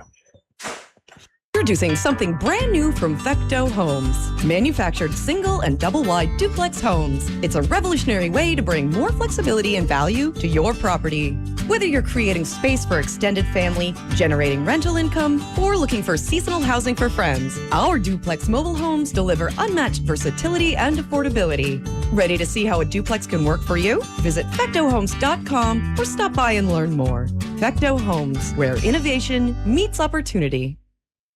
When it comes to pre-planning for final arrangements of yourself or a loved one, Ricker Funeral Home and Cremation Care of Woodsville has information on planning traditional funerals, green burials, and cremation on their website at rickerfh.com. Your decision about final arrangements reflects your exact wishes, alleviating any questions, issues, or differences among your loved ones in the future. Prepayment protects you from rising costs to ease financial burdens. Ricker Funeral Home welcomes the opportunity to listen to your needs and answer any questions. They are online at rickerfh.com or call 603-747-2717. Moonlight Auto Repair, formerly of Fairley, is now located at 7105 Vermont 25 in East Corinth. Owner Dennis Perry has many years repairing and maintaining both foreign and domestic vehicles. In addition, Moonlight Auto Repair professionally applies fluid film undercoating, a protective spray applied to the underbody of trucks, trailers, and cars to help prevent rust, corrosion, and damage from moisture, salt, and debris. Now's the time to talk with Dennis. He can help to keep your expensive vehicle operating safe for a long time. Moonlight Auto Repair, 7105 Vermont 25 in East Corinth. Great businesses that are sponsoring races here, Barrie Speedway, as well as the live broadcast. We certainly appreciate their participation. And we hope that you as listeners will also participate in making sure we support our local businesses as well. So a little track maintenance is going on. We've got a John Deere tractor out there, as well as one of CV Elm's wreckers, and they're going to not necessarily rototill it, but they've got some kind of a device that's going to maybe eat up the track a little bit. What do you call that? I'm not quite sure what it is. He's in the water truck. All right. So we've got Butch, who is in the water truck. They're going to put some water to it. And the apparatus that the tractor is pulling has got spikes on the bottom of it. So like an aeration device. Probably just rough it up a little bit so the water can go down in the track. Yeah. And let some water go down in. Maybe it can help out that second groove look, because nobody's having a good time out there. All right. So we mentioned that this is the 59th year of Barrie Speedway racing. Long, long time, obviously, that they've had success here with dirt track racing here in Vermont. Tonight's race, the racing here at Barrie Speedway, is being sponsored by Murray's Market, Nursery and Landscaping. They're at the Lower Plain in Bradford, right there next to the traffic light, Route 5 and 25, of course. So be sure and patronize that business locally as well. I'm Stephen John, along with Paul Ordway. This is our fourth of 5 races that we're covering. We'll be back here in a 3 weeks, and that'll be our final broadcast of the season. Meanwhile, racing will continue, and I believe there might be a kind of a rain-out makeup race the week after Saturday, September 19th. Not quite sure of that date. I know that April was talking about it, so that's a possibility. And then, of course, the 10th annual Sunday Fun Day is coming up Sunday, October 11th, and that'll happen on a Sunday at 1 o'clock in the afternoon. A lot of great things happening here at Barrie Speedway. Paul Ordway, you've been part of this. You actually used to race a little bit. In what division? Coupes. I ran a few coupes years ago. Bob Benjamin and Robbie Benjamin. For a couple of years, we had 2 cars, and Bob was into his band that he had, the Country Overdrive. So some nights I would grab the 69 car and come up here and have a little fun. All right, now we've noticed the track changing a little bit. They're going to put some water on the track, and what do you think that'll do? Hopefully, with that other machine, put some holes in. It'll put the water down in below and then absorb it up. And then they got these other trucks that are going to come like, see, they're pushing it down again. They're packing the outside just a little more. Yeah. I think the outside groove just dried up and got hard. Nobody could get any bite there. No, they couldn't. So they are going to do some grading on the outside. Who's in the grader? I don't know. Somebody knows how to drive it. All right. So they're going to maybe. It's hard to see when he went by. I think they're just going to use it for packing purposes. It looks it. And that's what we need to do is drive that water down in. If that other machine on the John Deere tractor, make some holes. What do they call those machines there? But make some holes and they keep spraying the water to it. And these other big tires, trucks, and the grader push that moisture down in. Yeah, it's kind of like an aeration device. And as we said, they're putting the water plugger, to it. Is that what they call them? A plugger, aerator plugger or something? So different than blacktop racing where they don't like water. Oh, no. Oil or water. Oil or water, that's for sure. Yeah. All right, Paul, we're going to take a break for a few minutes while they do some track maintenance here. Bay Ridge Speedway, dirt track racing at its best here in Vermont. And what we'll do is we have some more messages, a couple of messages from our great sponsors of the live broadcast here on WYKR Haverhill, maybe a few country songs, and then we'll return in just a few minutes after the track is all ready for the feature event. Absolutely. Right, we'll back at Bay Ridge Speedway in just a few minutes. Home cleanouts to large renovation projects, Able Waste Management is here to help keep your project moving. Family owned and operated since 1997, Able Waste Management provides roll-off dumpster rentals statewide across Vermont. Their experienced team helps with spring cleaning, yard debris, and remodeling jobs of all sizes. Get dependable local service from a company Vermonters trust. Call 802-672-3569 or visit ablewastemanagement.com for more information today. That's ABLE Waste Management. Today. When the sun is high and the to-do list grows, it's time to call the folks who know. From mudroom builds to summer repairs, Batchelder shows up and truly cares. Remodels, upgrades, porches too. No job too small, they'll see it through. So make this summer your best one yet with VTCarpenter.com, your safest bet. Napa know-how. Summer savings continue at your local FMS Napa Auto Parts store in Bradford. Buy one Legend Premium AGM or AAA battery and claim a prepaid card. Tools and equipment deals include Carlisle Built Different. Save 40% on the Booster Pack Jump Starter, only $129 the starting price. Carlisle General Maintenance Gloves, $19.99 a pair. Follow the savings road to summer savings through August 31st in Bradford. Napa know-how. FMS Napa Auto Parts store. Well, maybe you can hear them in the background. We're getting set to go racing at Bay Ridge Speedway, the 59th year. A great evening for racing on August 22nd. Stephen John and Paul Ordway. They did a great job getting this track in shape in a hurry. It looks a lot better now. It's really good. They got the midgets out here, the DMA midgets. They'll be good. They'll help work that down in there with these tires and the smaller engines. So, yeah, we're ready to go with the features. Let's see what we got going here. On the pole is the number 2. I guess it's Travis Hull, maybe. And these cars, the numbers are so small, it's hard to see from Come here. on, Paul. It's way too hard to see. So we got 2, 4, 6, 8, 10, 12, 13 midgets out there for their feature event. The green flag is out. Now they go into turn 1. Your leader car, number 2. Yes, he is. That's Travis Hull. Thanks, guys. It was good seeing you. Another good guy. And it was Daniel Piasca, Brandon Piasca in car number 7. Don't believe it, Speedway. Get away up on the outside. With his kindness. Killed it. Thanks. Your leader coming to the stripe. Yeah, get back to work. Is car number 7. That's Brandon Piasca.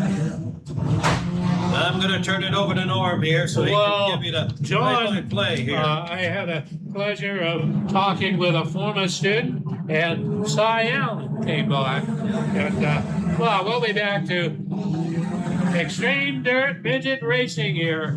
And yes, deja vu all over again. Brendan Piasker is the race leader. Will Hull in the number 3 runs out of here in second. Chris Murray moves up to third in the 76. Then we have Travis Hull in the number 2. They're following suit here. And that number 92 of Dick Toretto is in top the suit there. Number 9 having a good run here, and that is Justin Coombs. Oh, Hull. Travis Hull slows down up in turn 3. Woo! Brandon Piaska. No slowing down for him, along with Will Hull and Chris Murray. And we're seeing the number 92, though, of Nick Toretto, a rookie driver, currently in the top 3 in points as he motors to the front. Piaska still your leader. All right, Hull got back into the show here, and he is on the throttle, and he is moving up to 7th place right now. 01 flying by us here, and that is John Milano in the 01. And we're watching that 8-1 of Jeff Horn right behind him in the number 1 there, and that is Anthony Marquillo. Something like that.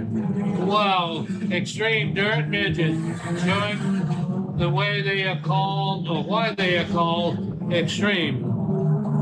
Piaska, the points leader, and the race leader, Will Hull, former champion here in the extreme midget. So they motor by us here. 11 laps go up on the board, so they must have pushed the halfway marker. They're going 25, I believe. Oh, they're going 25. So he gave me 5 extra laps to catch up with them, John. Piaska, Hull, Murray.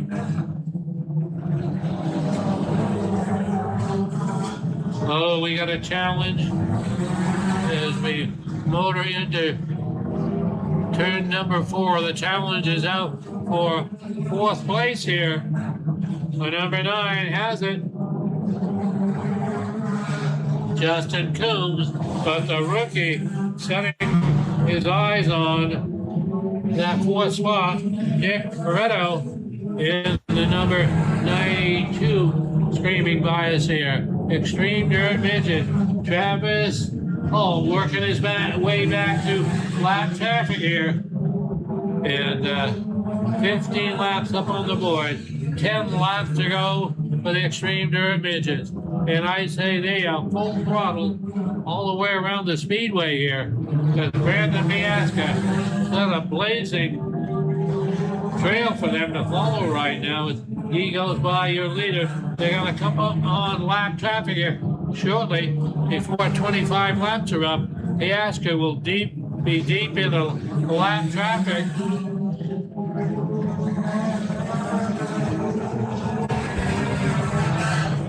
Brandon Piaska leads the field down the back chute. Will is thinking lap traffic. I got a chance to reel him in. Piaska looks at lap traffic up in turn number 2 as they'll drag race down the backstretch here. Ooh. 18 laps on the board as Piaska will be working his way through lap traffic.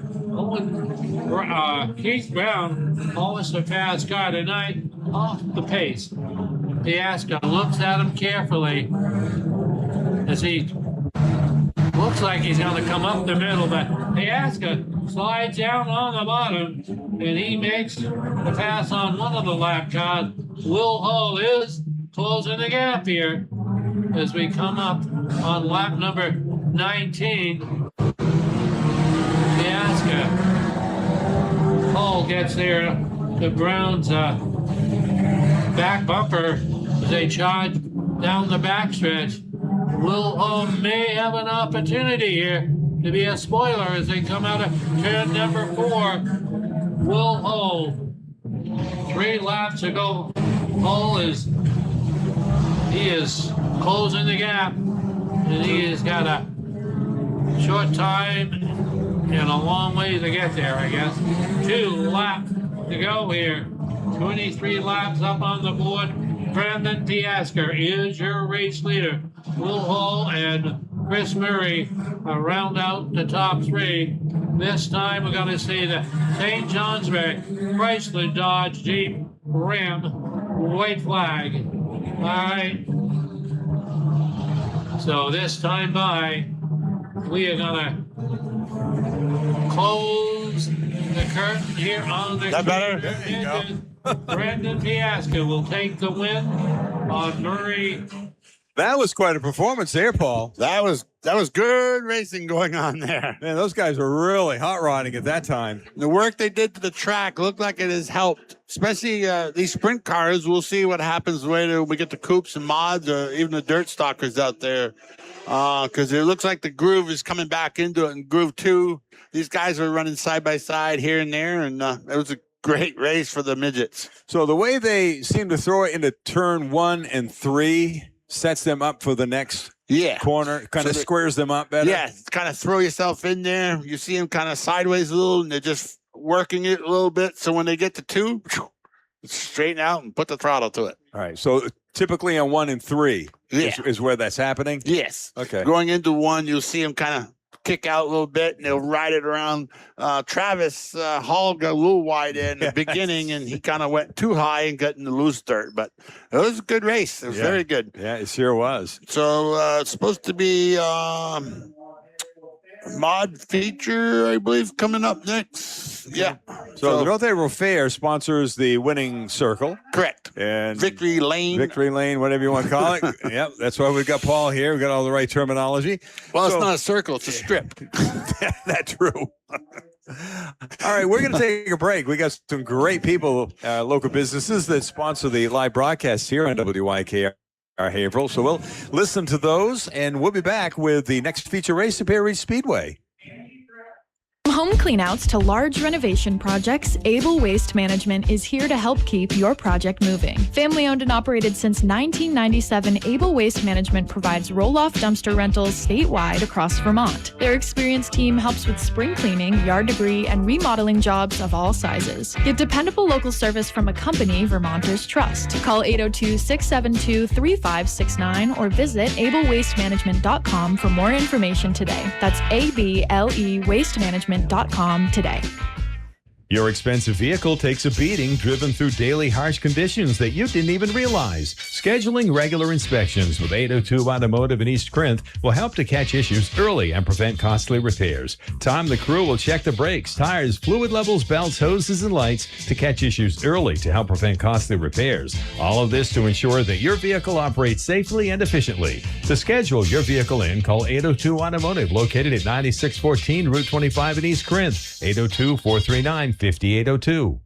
Holy schmoly, it's Matt LeCaire from the Autosaver Group, St. Johnsbury Chrysler Dodge Jeep Ram. There's always something exciting happening at St. Johnsbury Chrysler Dodge Jeep Ram, and there's never been a better time to stop in and see what's on the lot. We've got new Chrysler Dodge Jeep Ram models arriving regularly, plus a strong selection of dependable pre-owned vehicles for every driver. Whether you want capability, comfort, style, or power, our team is here to help you find the vehicle that's right for you. And with our service department ready to help with maintenance and repairs, we're here to help you before, during, and after the sale. St. Johnsbury Chrysler Dodge Jeep Ram, where Vermont comes to drive. The vehicle that you are driving right now is a marvelous machine that has served you well, but for it to continue the hard work that you put it through, you will need reliable and expert advice. At PTO's Auto Repair in Bradford, they can help extend the life of your vehicle by providing essential automotive maintenance, repair, and tire services. Chris and Tanya have put together a team of mechanics that have decades of experience that you can depend on. At PTO's Auto Repair in Bradford, you will get the one-on-one auto repair experience you deserve. Upper Valley RV at Erik's Autobody in North Haverhill can take care of your RV roof problems with Flex Armor. Flex Armor sprayed RV roofs have been changing the RV world since 2005. Flex Armor combines spray polyurea technology with RV construction to create a seamless sprayed RV roof. No more caulking is required to keep your RV watertight. Upper Valley RV and Erik's Autobody can explain how Flex Armor will eliminate the need for future repairs. We are 7 to 5, Monday through Friday, 82 Business Park Road in North Haverhill. At Bradford Auto Works, they provide their neighbors with the most timely and effective service and towing using the latest technology combined with years of automotive experience. Over the past few months, they have made many new friends and customers. If you have plans to use your vehicle for a summer vacation, take the time to have Bradford Auto Works service your vehicle and check your tires for trouble-free travels. Bradford Auto Works takes this time to thank you for your business and looks forward to meeting you. Bradford Auto Works is just off I-91 in Bradford. C.W. Gray & Sons Auctioneers in East Thetford is a family-owned and operated business with over 60 years of auction experience. They specialize in construction and farm equipment auctions as well as consignment auctions. Gray's equipment list and Fairleigh Vermont commission rates for consignment auctions is online at cwgray.com. The next time you need an auction or would like to attend one, you can contact them by calling 785-2161 or email them at cwgray2161@gmail.com. It's the place to be on a Saturday night. Dirt track racing at its best here in Bradford. It's the 59th year, and what, 3/4 of the way through the season? Oh yeah, at least a little better than 3/4. Well, we got like 6 left or something. Yeah.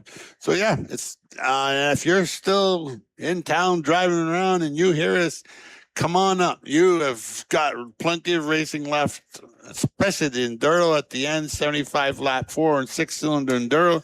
We're just getting started with our feature events. We got the midgets just finished up, and we should be having the modified feature coming out next. They haven't lined them up yet, but when they do line up, they hit the track in a hurry, don't they? Oh yeah.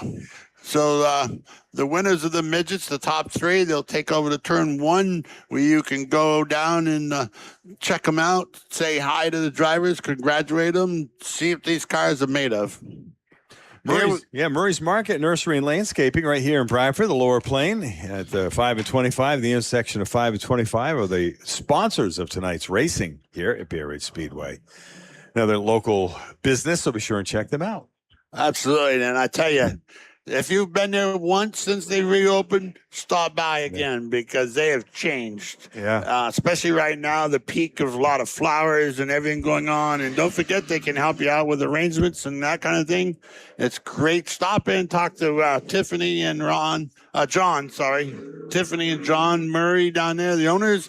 Talk to them, and they'll help you out. All right, so is this a feature race? This is the feature. And how many cars are going to be in this one? I probably have a ton. 2, 4. Well, they're still coming. Yeah. 2, 4, all right. 6, so we'll 10, 12, have 14, 16. Do you know how many laps this one is? I would imagine it's 25. All right, the last one was 25, and they hooked up and they went for it. So 2, 4, 6, 8, 10, 12, 14. Looks like 17 cars in this one. And this is the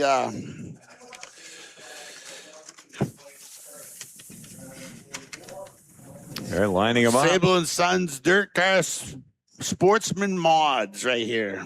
On the pole, we got the 56 of Thomas Placey on the pole starting off in this feature. It looks like outside of him is the 20 of Casey Pike. Second row is 39 of Jason Horniak. Outside of him looks like the 343 of Richie Simmons. Inside, they got the 47. Oop, lost my page. They're not going yet. He's going to make him go another lap. He's trying to get him. Pack it down a little bit. Yeah. Get these guys on the outside there to give it down. Good packing.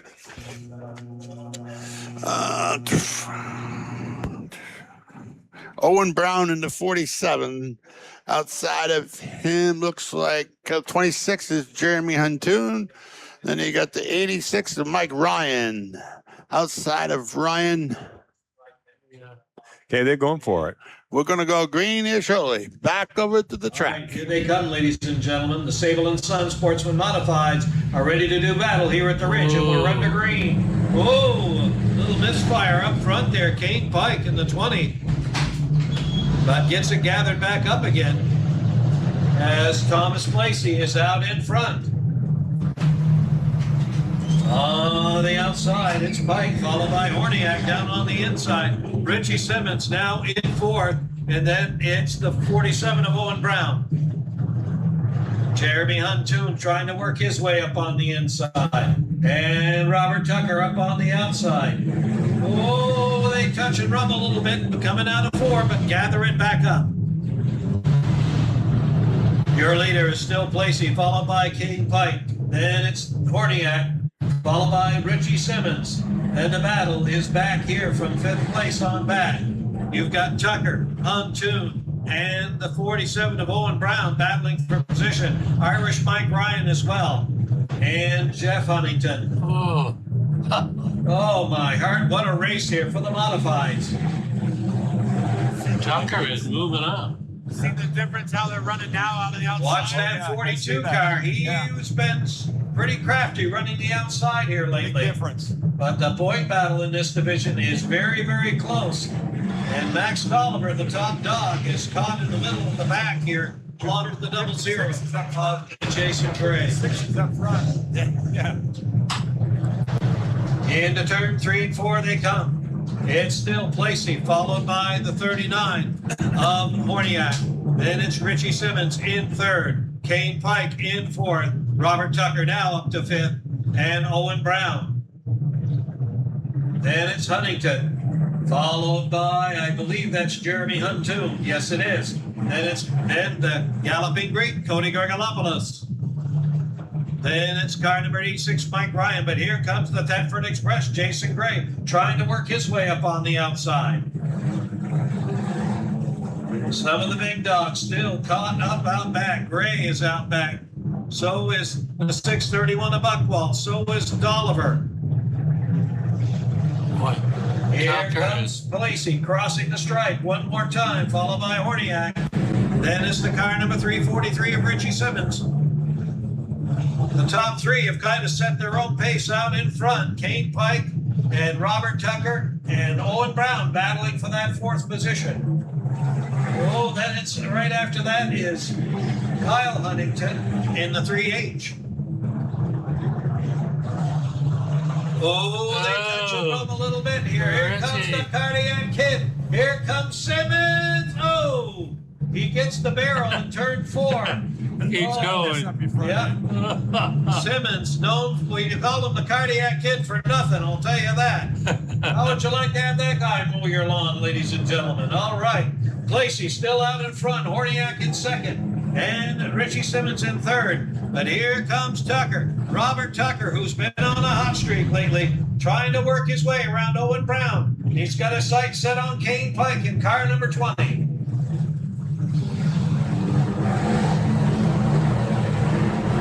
And Tucker does just that, works his way up on the outside, getting around Owen Brown.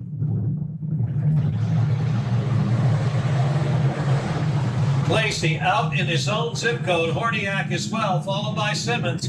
Kane Pike holding down the 4th spot in car number 20. But Owen Brown looks to the inside, and Robert Tucker looking to the outside with 14 laps complete.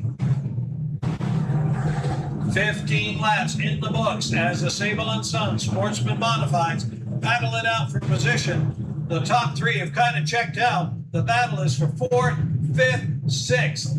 As Kane Pike pulls off tough as Owen Brown tries to work on the inside. Robert Tucker looks to the outside. Oh, my heart. What a race here for the Sable & Son Sportsman Modifieds. Placey crosses the stripe one more time. The 17 laps are up on the board.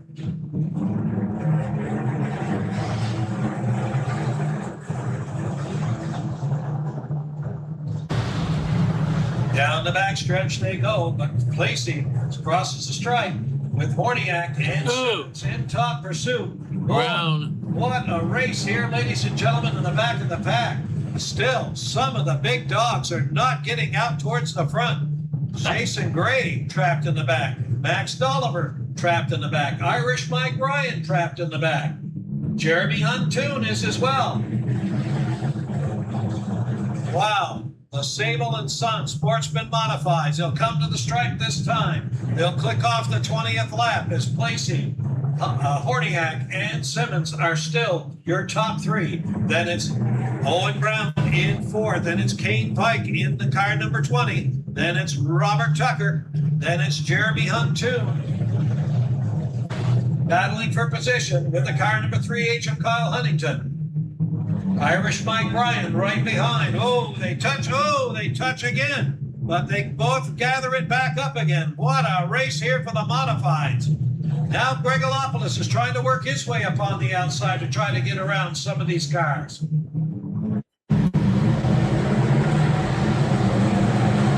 Sable and Son Sportsman Modifieds. Racing action here at Bear Ridge Speedway is just as it is every Saturday night here at the Ridge, as Thomas Placey takes the 56 down the backstretch with Horniak in second, Simmons in third. Now it's Owen Brown in fourth, Kane Pike in fifth, Robert Tucker in sixth, Huntington in seventh. Then it is Jeremy Huntoon, Irish Mike Ryan, Cody Gregolopoulos, Max Dolliver, and Jason Gray. Again, the big dogs are stuck out in the back as the battle up and between the 5th, 6th, and 7th place cars is where it's at right now. 25 laps complete in this main event for the modifieds, the sportsman modifieds. As Placey clicks off another lap, him and Simmons and Jason Horniak has set out to find their own zip codes. Owen Brown still holding down the 4th spot, but Kane Pike with a great run in 5th in the 20 modified. Broad sliding out of 3 and 4. Some of the people in the back of the pack trying to work their way towards the front. Thomas Placey goes by the stripe one more time with Horniak in second. And the 343 of Simmons in third. Then it's the 47 of Owen Brown, Kane Pike. Then it's Robert Tucker still, Jeremy Huntoon, Irish Mike Ryan, and Kyle Huntington.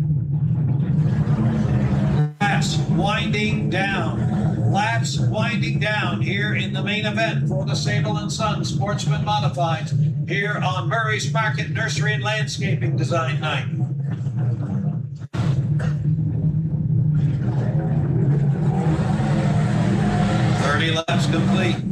30 laps complete here in this main event. I believe it's going to be 35 lap main event here tonight for the modifieds.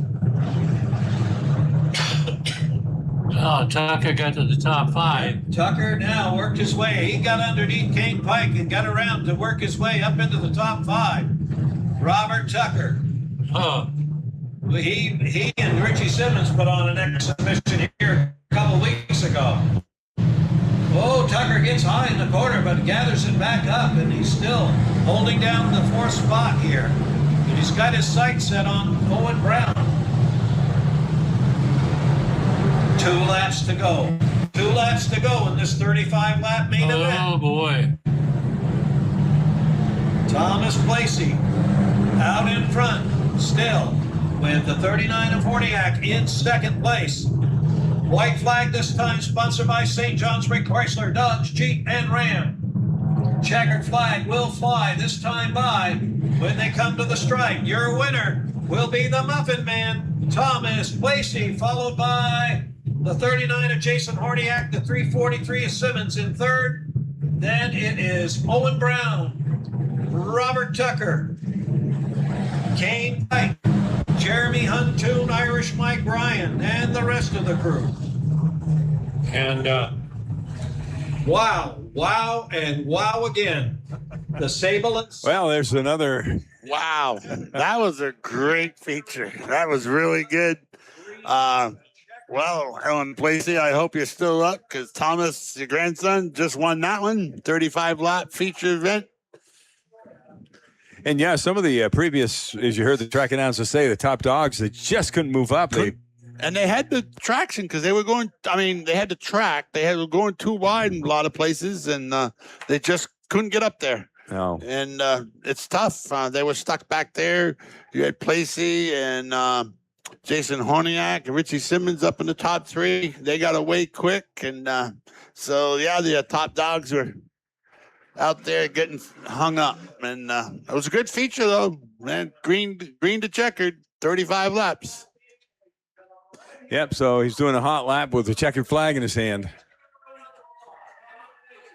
That was a pretty exciting race right there. But yeah. the track, everybody seemed to be pretty hooked up and pretty even. Yeah, it was. And I think that made it tougher for the top guns there. Yeah. They couldn't get up so quick. Everybody had good bite. Yeah, and if you were in traffic, it was just difficult. If you were up front with no traffic, you could go. But Robert Tucker in the 42 definitely had his hooked up. He made a lot of positions up, came up through, and that was pretty awesome. And he made a lot of gains. All right, we're going to take another break as Justin Puglio does the racing top three that just finished in that division. So we're going to take a break. We have some important messages, some great people here in the listening area that are stepping up and making our live broadcast a reality. So some important messages from them right here at WYKR Haverhill. We'll be right back at Bay Ridge Speedway. Introducing something brand new from Fecteau Homes. Manufactured single and double wide duplex homes. It's a revolutionary way to bring more flexibility and value to your property. Whether you're creating space for extended family, generating rental income, or looking for seasonal housing for friends, our duplex mobile homes deliver unmatched versatility and affordability. Ready to see how a duplex can work for you? Visit fectauhomes.com or stop by and learn more. Fecteau Homes, where innovation meets opportunity. That little problem with your vehicle rarely stays little for long. A small repair today can save you from a major breakdown tomorrow.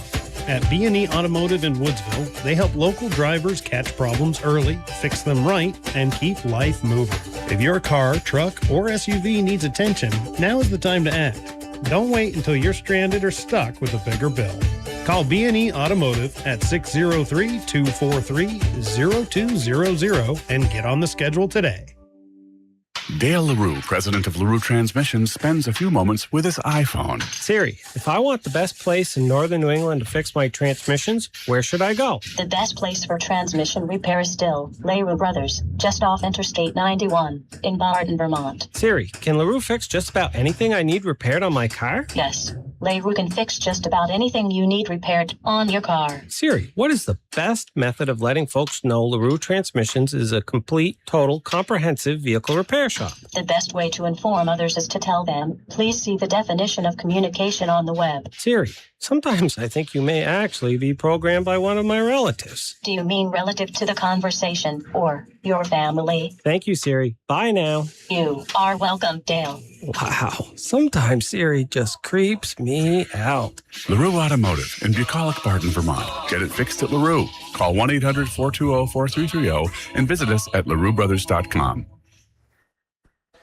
Great local businesses making our live broadcast a reality. Bay Ridge Speedway celebrating 59 years of dirt track racing excitement at Bay Ridge Speedway. Paul Ordway and Stephen John. This is our fourth of 5 races. We'll be back here in a couple of weeks. And then after that, a few more regular season races that will be here at Bay Ridge Speedway.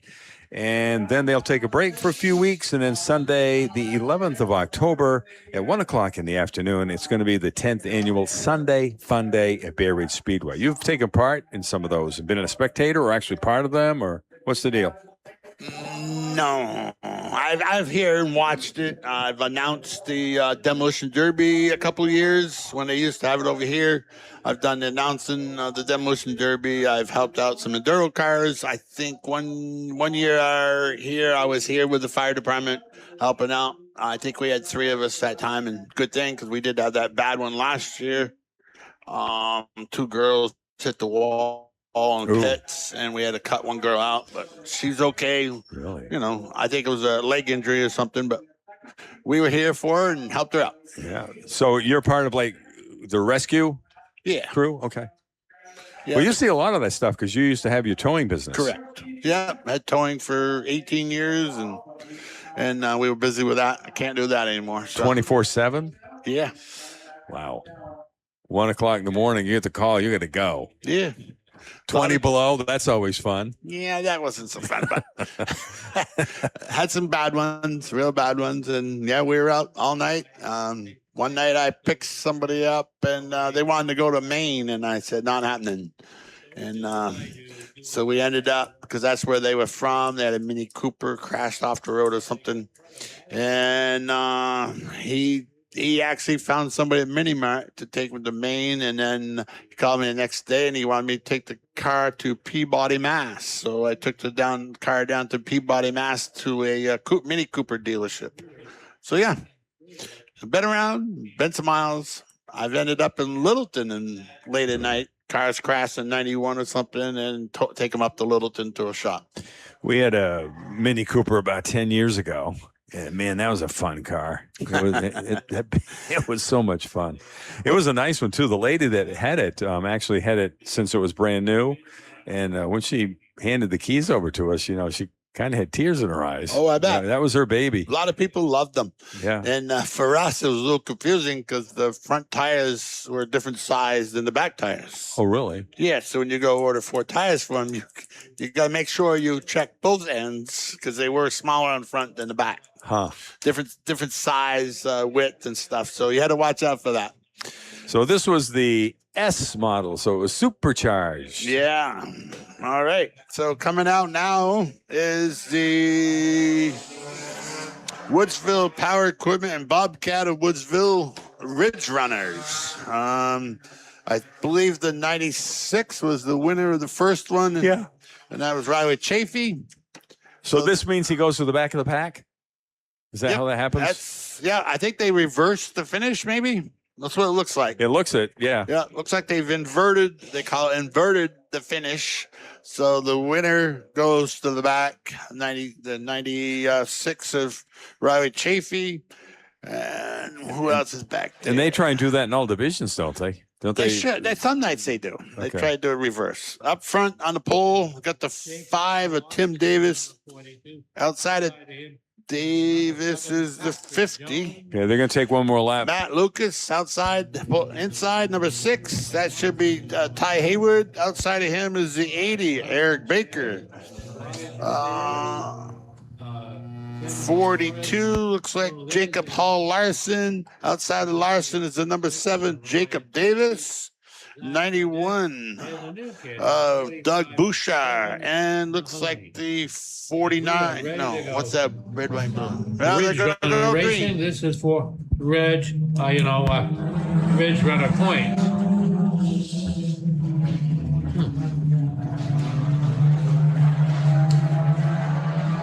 My glasses are greasy or something. All right, let's look at it as they come by us here for the first time.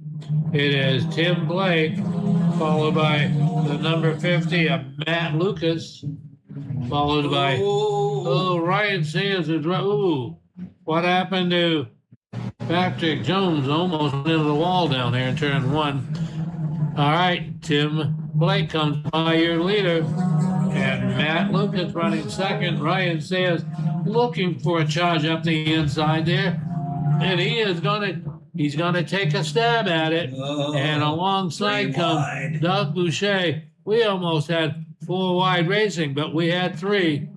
And coming through it all is Kevin LaForest. Boy, he's got his GPS set right. Yeah. He gets through traffic. Now here comes Doug Boucher. Oh, Blake starts to spin, hits the tire, bounces around, and brings out the caution flag. He had a good, strong run going, but Tim Blake will be relegated to the back of the field here, but I'm hoping he's still running and ready to go back to the front. So the cream is rising very fast to the top tonight. Sayers, LaForest, Audette, and Boucher. I'm not sure how that will be scored. Ryan Chafee in the 96. I'm going to say this. Chafee is having the best season of his racing career. Yeah, he's done well this year.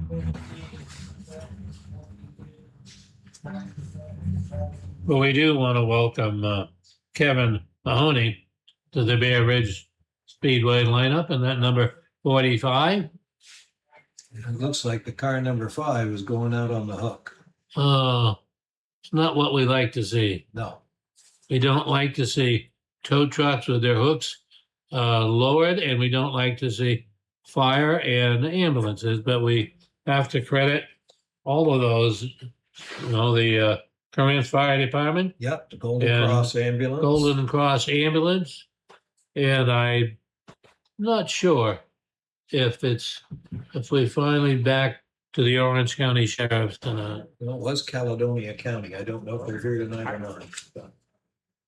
Well, We'll let the track announcers take a little bit of a break while we kind of step in here. You have been part of the safety crew a little bit here, Bay Ridge. Yeah, I help out, fill in with the East Grants forestry unit that we bring here. Sometimes the guys need a night off or something, and we kind of look around, try to find some other guys who want to fill in, and most of the time I'm the guy who fills in and gets down here.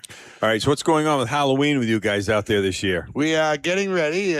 People are we're doing some suggestions, and we're getting ready for our October Halloween thing out there that we do, the trail. It's awesome. And before that, I can't remember the date now, October something, we have that Oktoberfest. And so that would, let's see, I think it's the 11th, the same day as the Fun Day. So the Oktoberfest out to the East Grants ball field. We have a lot of vendors out there putting stuff up for sale, and it's a great day. They have a lot of fun. We have some food vendors, arts and crafts and stuff you can purchase. It's a great day. And then after that, we'll get ready for our haunted forest. And wow, last year was awesome. I can't remember the count of cars and people. We were tracking both. How many cars? Actually, Ashley was using the scoreboard that they use for the baseball field. Okay. And so home was the cars that came through, and visitors were the people came through one way or the other, and that was great. So what do you mean, cars? What's happening? Well, you drive through this haunted forest. We make this long trail out in the woods, then through. In the woods? Yeah. The old track is all kind of grown up. Okay. The old racetrack that used to be there. So there is a road you can drive it all the way around the ball field.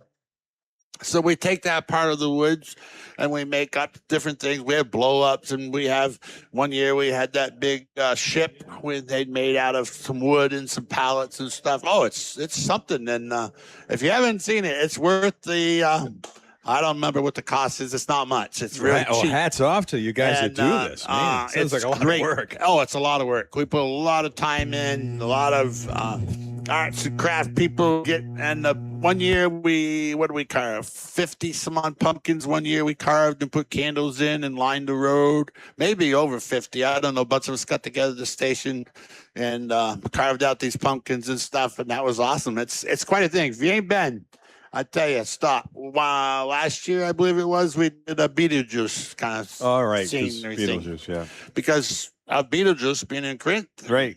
So it's great. Listen up, and we'll have some ads on the radio as soon as we get closer, and that is quite a thing to drive through. And we have a hay wagon, so you can jump on the wagon and ride through on a tractor if you want. And just park your vehicle and pay the little admission and get on the trailer. Well, good for you guys. It's cool. It's a lot of work, a lot of fun. Good for the community, and I guess they're waiting for a car to still come out. They are. I almost crashed here. Yeah, they're single file, but they'll double up, won't they? Only 3 laps down. I would think they would double up, or that Delaware restart. I'm not sure what's going on. What is that one? 94. Ryan Sayers stopped over in turn 4. There's a track official having a talk. Being reliable in the local area. So these are Ridge Runners. They are the Ridge Runners. Sponsored by Woodsville Power Equipment and Bobcat of Woodsville. One of the cars spun out and I guess did some damage. They had put it on the hook, and I don't know if they're waiting for that one to come back in or just waiting for a safety vehicle to take its position. But anyway, we're under yellow caution. The cars are moving. We have a tow truck out on the track. I wonder if there's some debris might be why that car stopped over in turn 4 and had a chat with the track official, because the tow truck is just circling around. There is no cars on the track or in the infield anywhere that's not moving. And it looks like maybe that's the case, Paul. Yeah, something's on the track over there. The tow truck operator's getting out, and there you go. Yep, he picked up something. You called it. Something could have came off that number 5 when he jumped that tire over there, and so maybe the leader saw it. Well, it made number 5 so he wasn't operating anymore. Yeah, no, it might have been a steering device or something. Who knows? Could have been a tie rod end. Something broke off and was laying in the track, and the front runner there, the 94 Ryan Sayers, probably saw it, and that's why he stopped over there to get somebody picked it up before it flies into another car or punctures somebody's tire. They aren't lined up side by side each yet, so we'll wait for Butch to get them positioned the way that they are supposed to be. He's going to cross them over now. So we got the 94 Ryan Sayers on the pole, the 91 of Doug Boucher outside, 49 of Kevin LaForest inside row 2, and looks like Zach Audette inside row 3. What's that one? 50 of Matt Lucas, and the next line, 42, Jacob Hall Larson. They're going to go green. Race leader in the number 94, Doug Boucher, won last week, and he's won it. I think this will be his 4th feature win if he pulls it off here tonight. But I'll tell you, we got Kevin LaForest, Zach Audette, Jacob Hall Lawson, Riley Chafee, and it looks like as they go down the back chute here, fans, we might have a new leader. Officially, you got to trip the counter and you can't see that right now. The lights are off. Doug Boucher is your race leader. Ryan Sayers may answer the call and take it back. Zach Audette works the outside, Kevin LaForest on the inside. And then we got Jacob Hall Lawson in the 42, Riley Chafee in the 96. And we're looking at Patrick Jones in the 97, Ty Haywood in the number 6. Then we have the number 50, and that is Matt Lucas. Number 80, had a good starting spot, Erik Baker. The 45, Kevin Mahoney. Boucher back and dominating here in the number 91. We're watching Riley Chafee challenging Kevin LaForest for a spot, and Jacob Hall Lawson is right there in that tussle too as they go to turn number 1. Meanwhile, back at the front of the pack, Doug Boucher in the number 91. Doug decided to come back to dirt track racing here for the full season, and he is into that obligation as we head into the final races here. Halfway home here, 10 down and 10 to go. Boucher, Sayers, Audette, Hall Lawson, Kevin LaForest, Riley Chafee in a bunch here, but Ty Haywood headed down pit road to that number 6. Oh, that is too bad.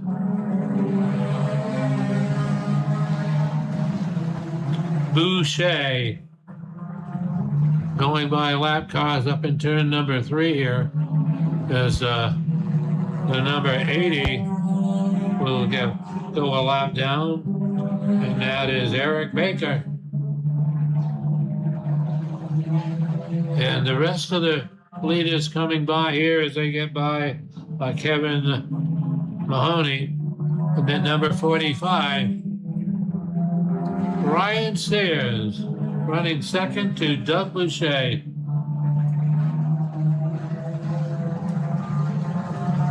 Woodsville Power Equipment Ridge Runners on Murray's Market.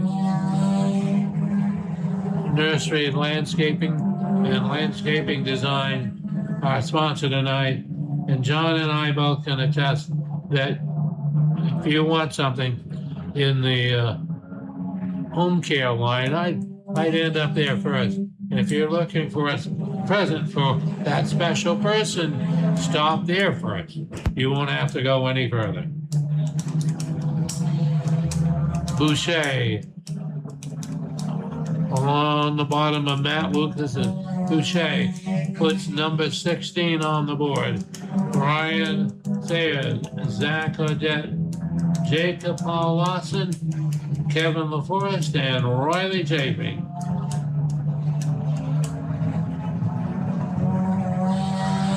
Boy, Chafee had a super fast car in qualifying, and Doug Boucher has a super car all night long. 2 to go. Okay, 2 laps to go. This time by the flag stand, and 2 laps will Doug Boucher outlast the rest of the field there. Ryan Sayers, he is probably thinking yellow, but we don't want to spoil this. We are going to get the white flag courtesy of St. Johnsbury, Chrysler, Dodge, Jeep, and Ram. Nice to have them on board this season. Boucher looking for another back-to-back win here at the Ridge.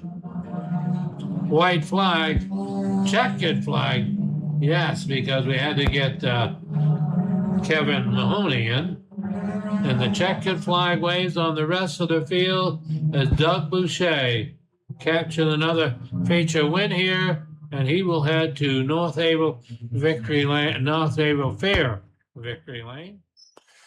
Well, a little mishap at the beginning slowed things down, but other than that, it was almost the green to checkers. Yeah, it was a good race, very good race. And 20-lap feature there. That 94, I forgot where he started there. Ryan Sayers, boy, he was toward the back for sure, and he took off, and he made it up through there on the outside a lot of places. But great top 3 here we got in the Woodsville Power Equipment Bobcat feature event. They're down on the North Havel Fair Victory Lane. All right, so what's up next after this division, Paul? Up next, let's see. We should have the Dirt Stalkers. Dirt Stocks, all right. That's what they got on our list here. The Dirt Stalkers should be next, and then the limited mods after that. The Wells River Chevrolet Sportsman Coupes, and then the late models, and then the 75 lap. All right, so we've got 5 races ahead of us we still got So, racing. We should have brought our little bag, a sleeping bag or something. We may have to take a nap during this, but we've had some great racing, a lot of stuff happening, a lot of passing. It's been a really good night, and I really believe it was worth the long intermission to do the repair to the track. It's been quite a difference since they did that. Yeah, it certainly has. They're getting some bite on the outside groove now, and it really has brought the track to the race cars. Actually, yeah, it doesn't matter which division they're doing. Nope. They're liking it. It looks like it's looked good. It's not as shiny as it was. They did a really good job. It was worth that little delay, and so yeah. Well, glad to be part of tonight. I'm Stephen John along with Paula Ordway. This is our 4th of 5 races we're covering here at the Ridge. We'll take a week off, and then we'll be back in a couple of weeks, and we'll be rolling into September all of a sudden. It seems like we were just here, a few weeks ago on August 1st. Yeah. And then we'll roll into September, and that'll wrap it up for us, but they still will have a few races left here at Bay Ridge Speedway. And in regards to that, you can go to their website, bayridgespeedway.com, or you can tune in Friday morning sometime around 6:40, 6:45, and Butch and April stop in. They give us the rundown of what actually happened the week before and also what's coming up the next day at Bay Ridge. So a lot of stuff still to come. Of course, they have their big banquet, which is, a month or so after they wrap up the season. Is that like in November, middle of November somewhere? Yeah. Yeah. So Busy year for Butch and April. Absolutely. Yeah, I didn't realize April did all the trophies, and she even does trophies for other events in the area. I heard that, but yeah, she does some nice stuff, making all the trophies. And I don't know if she does the engraving or she gets that done and then they put them together and whatever. Yeah, It's pretty cool. Yep. Yeah, I know that, of course, the North April Fair is the sponsor of Victory Lane down there. They also reach out to April, and she does some of the trophies for some of the events at the North April Fair itself. It's some kind of event that's actually happening at the North April Fairgrounds as we speak, because they rent it out to a lot of events during the course of a year. Yeah, they have a motorcycle thing going on there. A motorcycle thing going on there, Oh, my God, there's motorcycles everywhere. Oh, yeah, there out are. 25, out on Crint Brook Road and around. I went to Littleton the other day, Friday. There was some up there. And they've had a few accidents around. A couple of these people in this group, they had one out on the Chelsea Road here a few days ago. A guy lost it in the corner and fell over the bank, and they had to get the ambulance and stuff there to take care of him. Okay. Yeah, so it's, you got to be careful. And, man, there's bunches of like 20 sometimes, and you just got to be careful. And, you know, if they're coming at you, be careful and let them go by. And they come from all over. Mm-hmm. I know one time it was BMW group over there. Mm-hmm. A lot of dirt racing groups and stuff, and they do a motorcycle ride, and so they could see the country and stuff up here. It was pretty cool. Yeah. We don't fully know what actually happens, but it looks like some of the big manufacturers come in and take part in that. Yeah. From some of the signage that we have seen driving by the North April Fairgrounds. So that's going to wrap up Victory Lane for that division, the Ridge Runner Madness here at Bay Ridge Speedway. And the next division was what, Paul? Should be dirt stocks. I want to remind you again, tonight's Bay Ridge Speedway action at the tracks being brought to you by Murray's Market Nursery and Landscape Design with John and Tiffany Murray. So be sure to stop and say hello to them. It's the location of JM Landscaping for many, many years. Many years. And they've done some changes. They put in a whole new building there full of flowers. My God. And the greenhouses are awesome. And outside trees and stuff and the stonework. They've posted some pictures on Facebook, some of the work they've done, and it's very nice. Good to hear. All right. So this division is ready to go, but he's not giving them the one lap or the green to go yet. They're lining themselves up. Yeah, they are. That's the Valley Building Supply Dirt Stocks. Let's get this done. On the pole, we got the 22 of Mike Mann. Outside of him is the 44 of Keith Mansher. It's dark downturn when we can't see. It certainly is, isn't it? Yeah. 46 of John Fields. Outside of Fields, the 25, Timothy Blake. The next row, the 42 is Hunter Garduno. Looks like the 26 of Luke Peters. Yeah, they're going. And the next is 7 Tyler Fellows, and I can't see that one, 5. And we're going green. Then the 7 of Tyler Fellows. Then the 4 slowing down back there.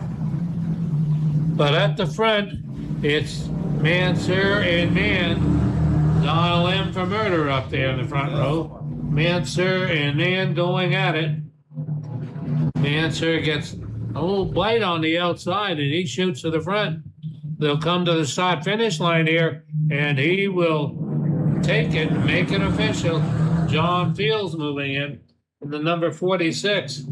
Fields, you know, he has championship on his mind. And we're watching back of the field. There's quite a race going on as 42 Hunter Garduno going to work out there. Then we've got Peters in the number 26. But boy, will Keith Mansur, he sees the track to his liking. John Fields is going to try to pursue him out of turn number 2. Mike Mann hangs on to third in the 22. Tyler Fellows is on his way along with Hunter Guardian, a caution. Caution on the Speedway. Turn 2. Tim Blake. Now, he's done that once before. I think he's up on a tire. So we put the tire at the end of the back. There we go. Give the driver back his spot. Oh, I think Tim he's got revenge for one black or white tire out there.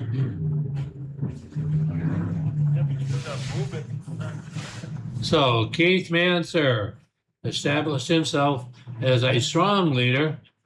Then the caution comes out, and you got Hungry Hounds right behind him there. John Field, Mike Mann, Tyler Fellows, Hunter Garduno. Then it's Peters in the 26. Then we have the 25 of Tim Blake. I gotta find out what the letter is. It's 4B, Keith Brick. I couldn't pick up on the small letter. Yeah. I'm glad it's small. All right, race fans, we're back at it here. Woods, Valley Building Supply, Dirt Stalkers coming at you. Manser and John Fields in the 46. And we got Mike Mann in the 22 to the outside, and Tyler Fellows on the inside. Tyler Fellows, current champion, looking at the driver right in front of him that could be his replacement. Nice move. Boy, Fields found some daylight out there. Here comes Fellows. And he drove right through there, and bringing with him is Tyler Fellows. Keith Manser will hold his own out there. Mike Mann is with the group too. Well, looks like Keith Brick is blowing up down there. Oh, no. The brick is on fire. Oh, Keith Brick, his second outing here at Bear Ridge, and he's gone up in smoke. John Field, he is just smoking out there. He is your race leader. And Tyler Fellows right there with him, Keith Manser. Manser has always been a highly competitor here at Bear Ridge. We had a little colossal out there, and between 1 and 2, we got Tim Blake, and then it's Luke Peters, in the 26. Jacob Paul Larson just went down. Not Jake, 42. Yeah. Hunter Garduno in the 42 is taking a powder here. Yeah. So we will reset the field.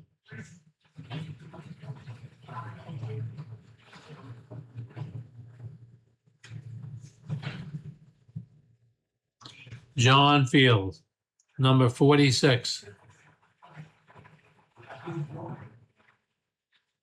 He redesigned that car a couple of years ago and took his father Jim Field's number 46 and in honor of Jim, and we were going to have a memorial race, but Mother Nature stomped on it. Speaking of that, and that ever-loving Mother Nature, we have a replacement date on our calendar, September 26th. We were having that time off to get ready for the fun day. But September 26th, regular car racing, and it will start at 2:30. Saturday, September 26th, gates will open at 2:30 to add one more race to the season, and that will come just before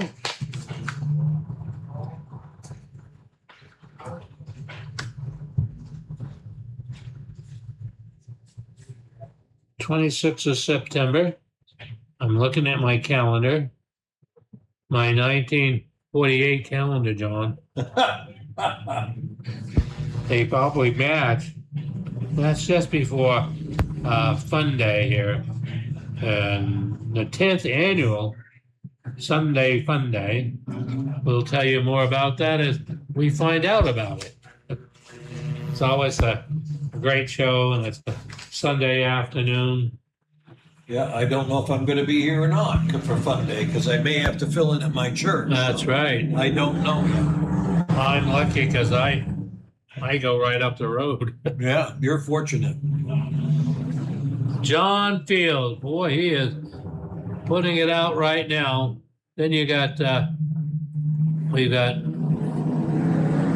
Keith Mansur coming back. Mansur is not done with this one yet, as he will challenge Tyler Fellows for second place. Fellows and Mansur have at it right now, halfway through this event, halfway home for the Valley Building Supply Dirt Stockers. The Valley Building Supply, if you need it, they can give you the pieces or they can build it for you. Now, what better deal than that? John Fields will take them to the green, maybe. Because Tyler Fellows, watch out, race fans, because you got Mansur there. Fellows got to deal with him to try to catch, head on into the wall, 42 of Hunter Gardino. Now, Hunter, that's not the way to treat our walls. Brand new and all painted up. Here comes Fields in the 46. John Field trying to get the job done here tonight, but I'll tell you, he's going to have to work at it because you got Tyler Fellows, defending track champion there, and you got Keith Mansur in the 44. And I was saying, Keith Mansur, day one, several years ago now, we started the Dirt Stalkers. Keith has always come race ready. 5 to go. All right, 5 laps to go for the Dirt Stalkers. And Hunter Gardino, I think he's already gone down 1 lap, but you have to make way for the leaders here. We come by 16 laps, go up on the board. The only way Hunter can help the leader is to stay right there. Then you got to go 3 wide to get to the checkered flag. I would love to see that. John Field is your race leader. Next time by, we'll get the 2 to go marker. John Fields has worked for this one. They make it look easy, John, but it is not. Okay, 2 laps to go. Now we will come up on the really prestigious white flag in all the motor racing, and it's coming out to you right now, and that is courtesy of St. J, Chrysler, Dodge, Jeep, and Ram, and John Fields. This is the one he's been working for, right here. The checkered flag on, okay, Fields gets there, Fellows, and the Mansur make it man next. And another feature here at Bay Ridge Speedway. Another feature done. Yeah, that was the Dirt Stocks? That was the Dirt Stocks. The 46 of John Fields, the winner. Looked like 7, the Tyler Fellows second, and the 44 of Keith Mansur, I guess. Okay, so limiteds are next. Yep, limited mods are next. All right. Interesting racing here. Bay Ridge Speedway, 59 years of dirt track racing. High in the hills, as a matter of fact. We're, what is it, South Road, and then we're on Kidder Road? Correct. And we're what, a good mile off from South Road. Oh, yeah. Yeah. Oh, yeah, we're out here. Kidder Road goes of another few houses out beyond, and then you turn down in, and then you're into the quarter-mile dirt track here at Bay Ridge Speedway. Murray's Market right here in Bradford. The Lower Plain is the sponsor of all the racing on this 22nd of August at Bay Ridge Speedway. 59 years of active racing, dirt track racing at its best. Butch and April doing a great job of keeping things going here. And I don't know if they've got big plans for 60 years next year or not. They won't really say much. I try and get information out of them, but yeah, they won't tell you. One step at a time, I guess. And then she'll be saying it's 60-ish. Yeah.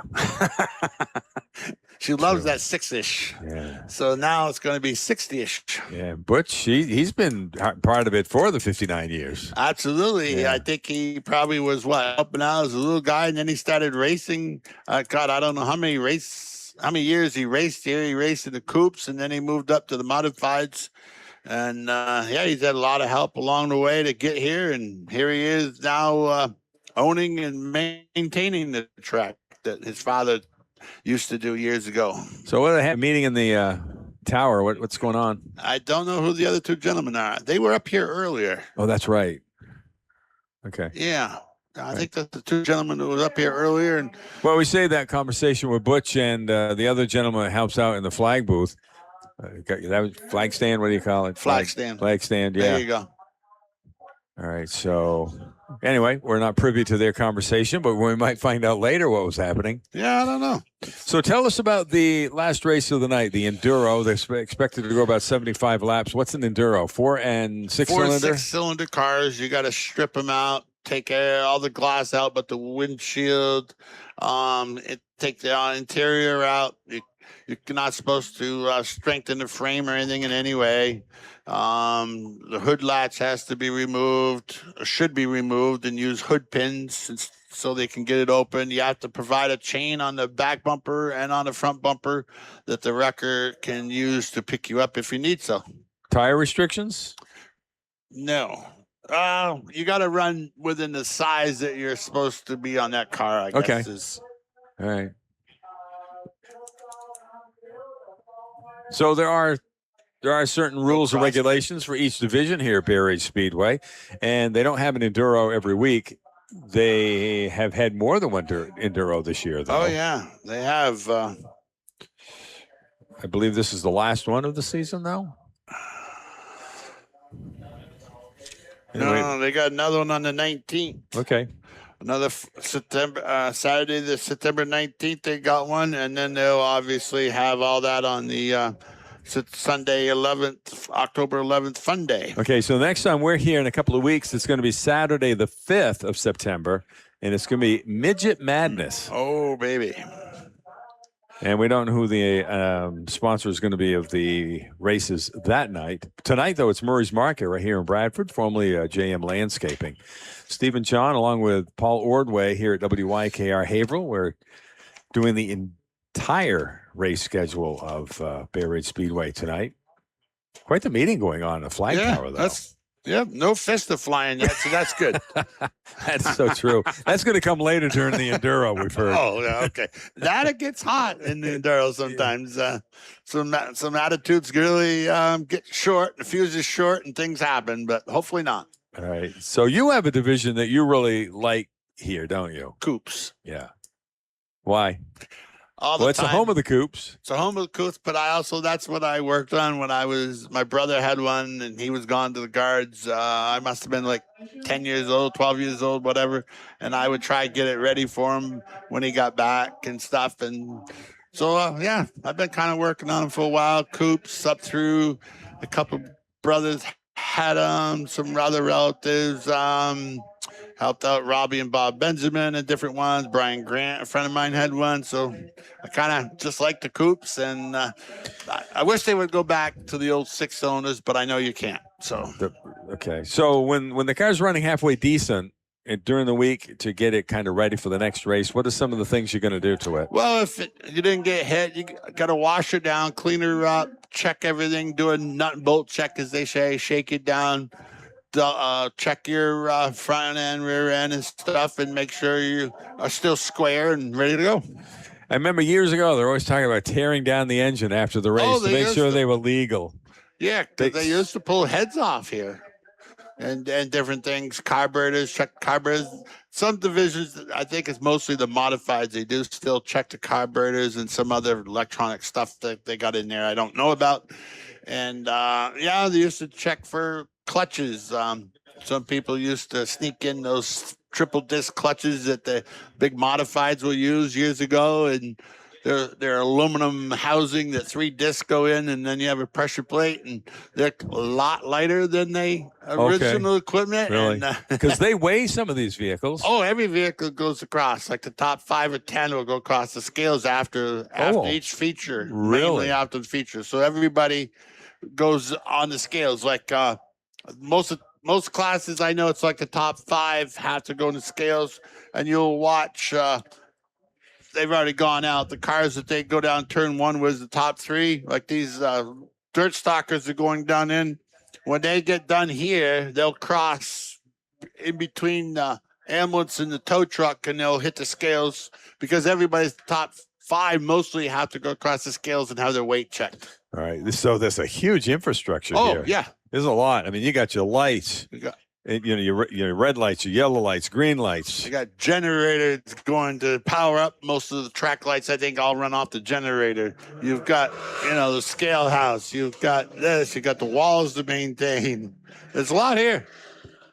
Yeah, and 59 years, so every year a little bit happens, a little bit more happens, a little bit more happens. I noticed tonight when I was walking in, they must have got hit with some heavy rain. A lot of the roadways out in the parking lot were graded down and smoothed up, which is nice. And, it's dark.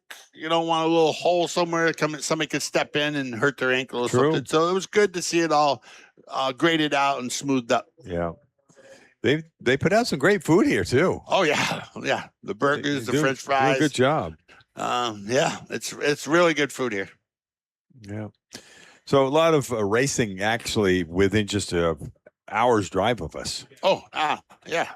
I mean, it's notorious for racing right here in Vermont and New Hampshire. Some of these people, they're not right here in town. They're off White River, Harlan, wherever, over in Berry Way. They come from all over. And you got the family name, the Pearsons, and some of those who've been here for a long time, because years ago it used to be, let's see, Gene, John, and what was Alan, maybe Alan Pearson. There's Hope, you had families from here, and you got the Grays still here after they've had a couple generations here. Really? Yeah. So I know my nephew races, and his son is also racing. I don't know what division it is, but I think they finished 2 and 3 a couple of weeks ago, and it might have been at Thunder Road. Yeah.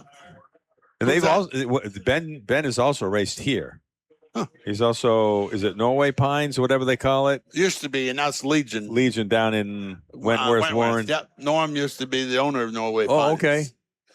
And the track used to go the other way from where it does now. And a lot more trees were there then. And we went there for some coops and stuff that we raced here. Yeah, he refers to Norm as one of the track announcers. So one of the track announcers that you hear is Norm. And he's been around. He still announces down there at the Legion on Friday nights, and he comes here on Saturday nights. And so we are out here now with the limited modifieds.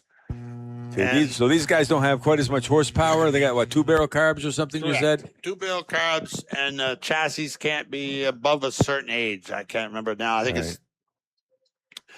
So we got Jordan Robinson on the front row. Outside of her, I believe it looks like Brian King in the X. And we're going green. And we are looking at the green. We've got it. And down they go into turn 1. Jordan Robinson down low. Brian King up high. As Brian King gets the advantage going down the backstretch in the X car. King broad sliding coming out of 3 and 4. Crosses the stripe with Jordan Robinson in second. Lucas Balch in third, but here comes Keegan Tabor. Keegan Tabor up the inside. Up Balch going down the backstretch. And Tabor, no stranger to victory lane here at the home of the Coops.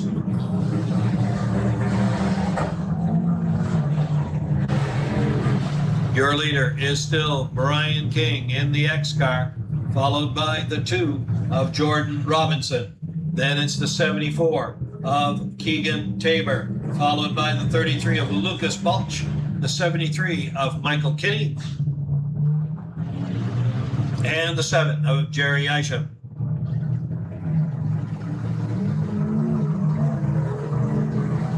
Four laps on the board. King still way out in front. Jordan Robinson in second. Keegan Tabor. Tabor looking to the inside of the 2 car. Jordan Robinson, she's holding tough, coming out of 3 and 4. Keegan Tabor get a little squirrely there, but gathers it back up now, looks to the outside. May be able to get a little bite trying to get around the 2 car of Jordan Robinson.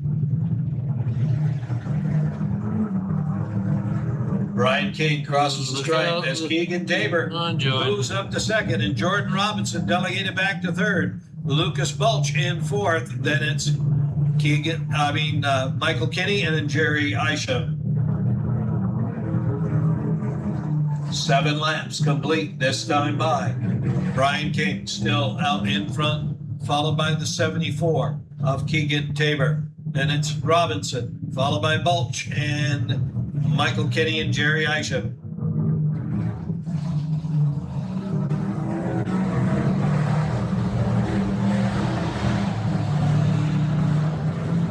Not much change as they come down to the stripe this time. Brian King with a commanding lead out in his own zip code. As Keegan Tabor holds down second, Jordan Robinson in third. Lucas Balch trying to get around. As a halfway indicator comes up, Brian King takes the halfway indicator. That means 10 laps down, 10 laps to go for Brian King, who's leading the main event here for the Sportsman Limiteds. Tabor in second, Robinson in third. Lucas Balch now looking to the outside of Jordan Robinson. Balch gets a little high in the corner. Jordan Robinson holds tough down at the bottom. The race is for third place between Jordan Robinson and Lucas Balch. Balch up on the outside, but Robinson holds tough down on the inside.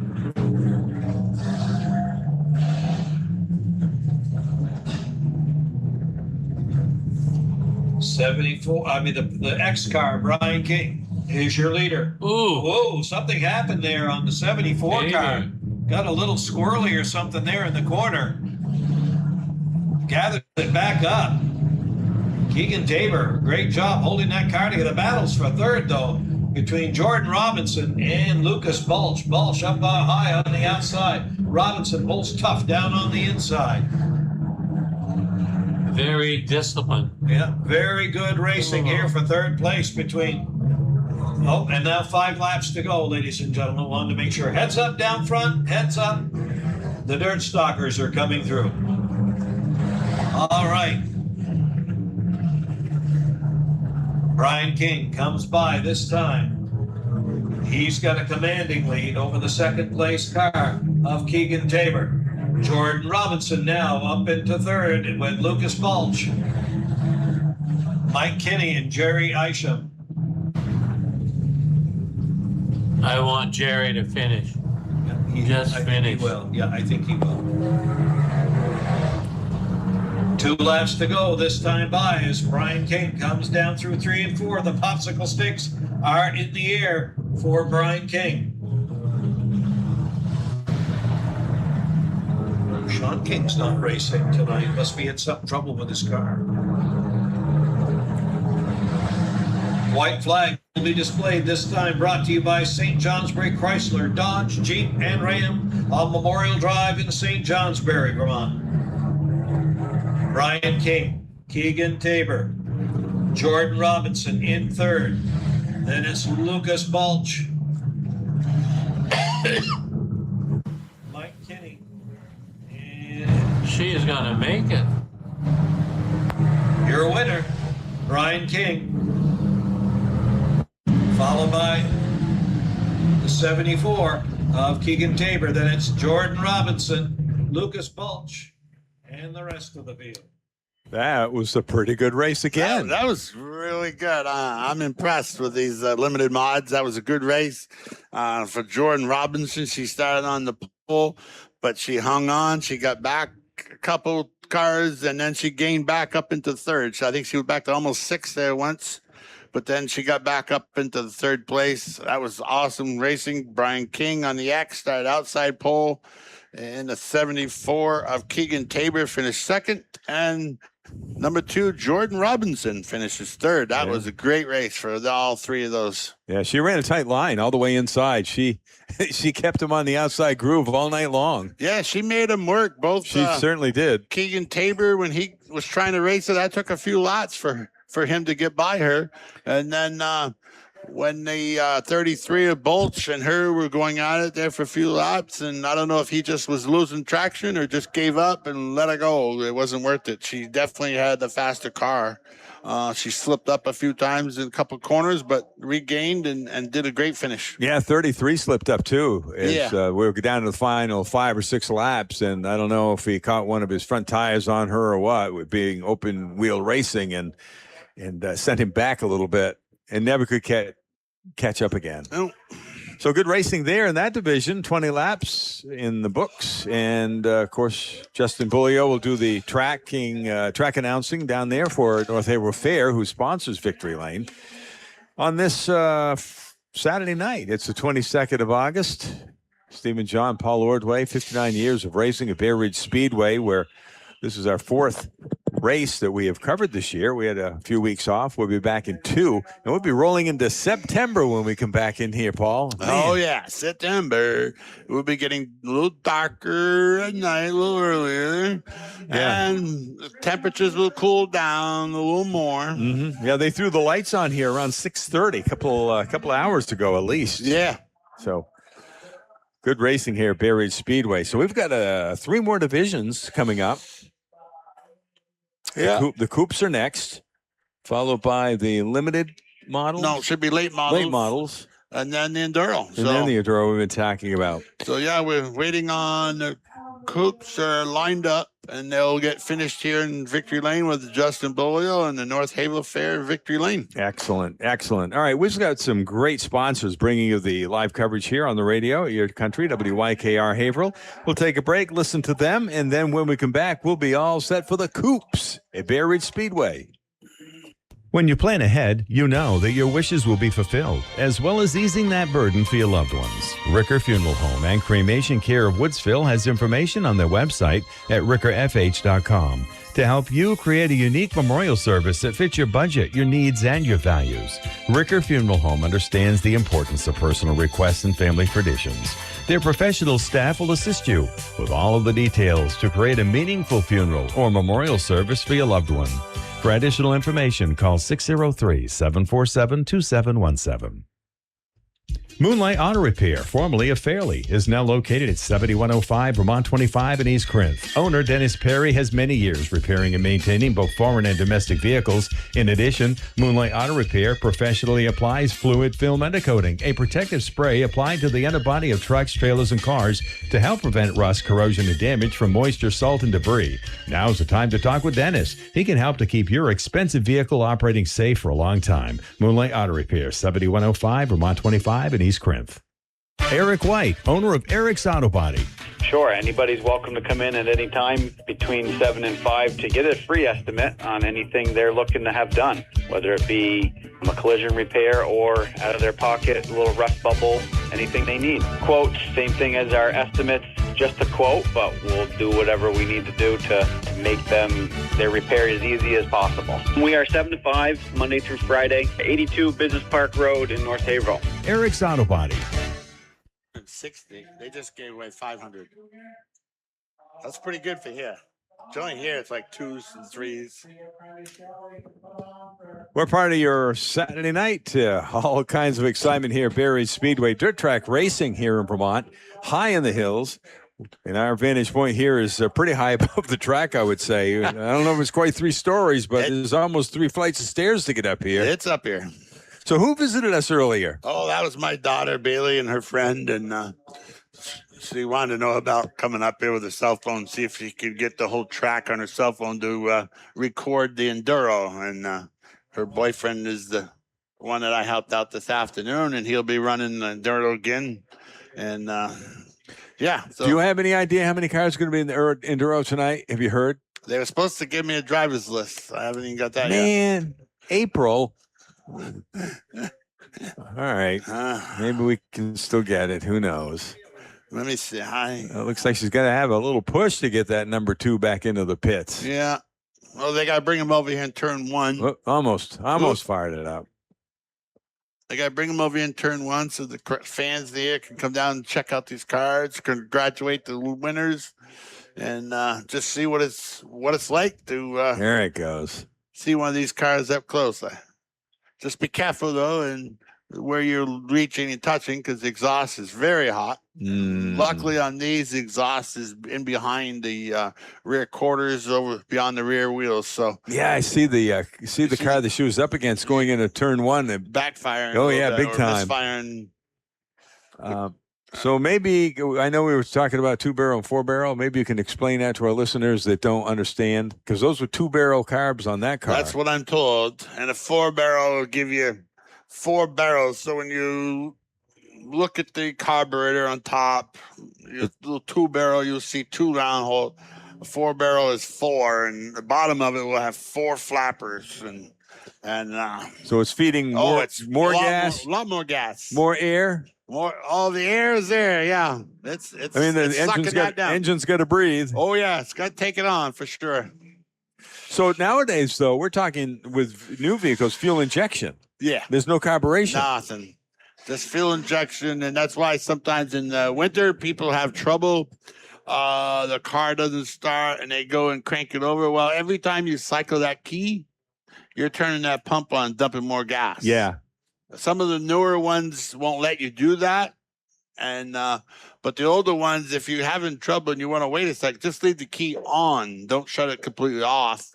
Leave the key on and then go to start and then crank it, yeah. Because the more times you do crank it, you're dumping that much more gas in. All right. And then diesel is combustion. Combustion. It's fuel goes down in, the piston comes back up, makes it fire under combustion, and throws the piston down, makes everything turn. Man. All right. Who thought of all this stuff anyway, not Paul? Not me. But you have to fix it. Yeah. Wells River Chevrolet Dirt Sportsman Coupes are out there now for their feature event. We got, let's see if we can help you out on the front line. The 9 of Alexis Pushy. Outside of her looked like the 28 of Bob Shepard. Inside row number 2 is the 3 of Travis King. Outside of him, I can't see the purple. Wait, 2, 4, 6, 8, 10, 12, 14, 15 cars out there, That Paul. might be. And they're going to run.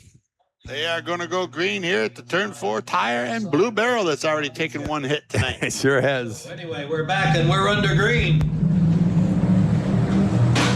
Down they go into turn 1. Neck and neck as they go down the backstretch. Bobby Shepard on the outside, Alexis Pushy on the inside. Cooper Hodge on the outside in the second row with the 3 car of Travis King. Bobby Shepard out in front. Alexis Pushy pulls up and tries to pull away as Cooper Hodge is running up on the outside. Shepard crosses the stripe. Cooper Hodge on a mission tonight. Super duper Cooper Hodge on the outside, getting around Alexis Pushy. Here comes King in the car number 3. And the 34 of Earl Maxim, I believe. 43. All right. Bobby Shepard. Super duper Cooper Hodge, Alexis Pushy in 3rd. As they come by the stripe this time. Some of the big guns still held up out back. Adam Osgood, is held up out back, as is Jason Gray in the 111.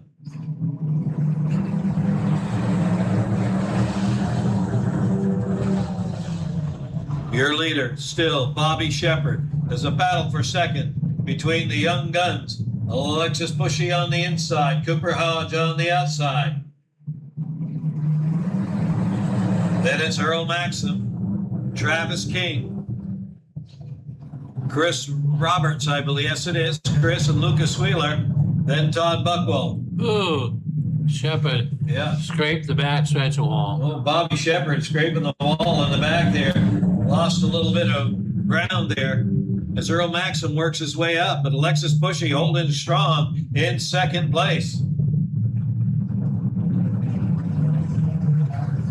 They come by the stripe this time. It is still Cooper Hodge, Alexis Bushy, the 43 of Earl Maxim in third. Then it's the 3-car of Travis King. Travis King trying to work his way down underneath, but thinks better of it. Uh-oh. Three wide, possibly in the corner. As Roberts thinks of it, but backs off. Shepard is coming back, though. Yeah, Shepard trying to come back on the outside here, but he's got Earl Maxim in front of him. Earl Maxim, no stranger to victory lane here at Bay Ridge Speedway. Travis King trying to work his way up on the inside.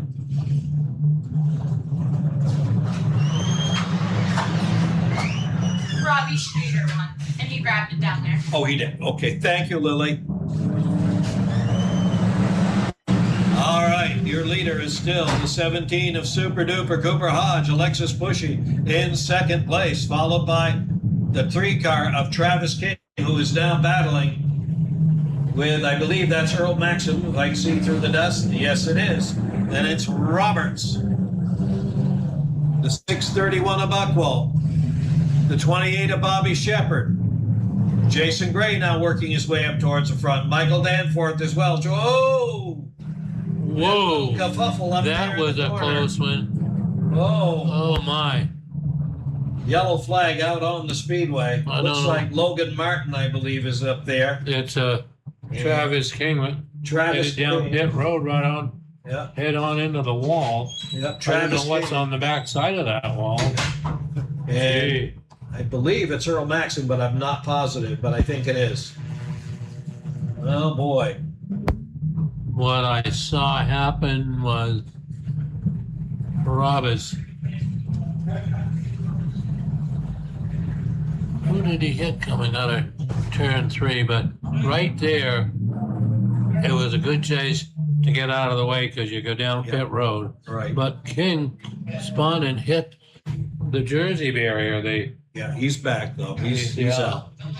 He must have stopped before he did any damage. Yeah, I think so. Boy.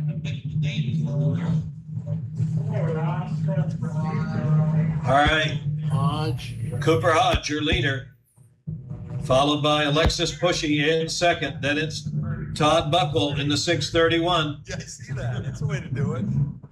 Then it's Roberts in the car number 8. Really? I believe that's Bobby Shepard. Then looks like 111 of Jason Gray. Yeah. Gray could win this. 12 laps complete. Hodge is fast tonight.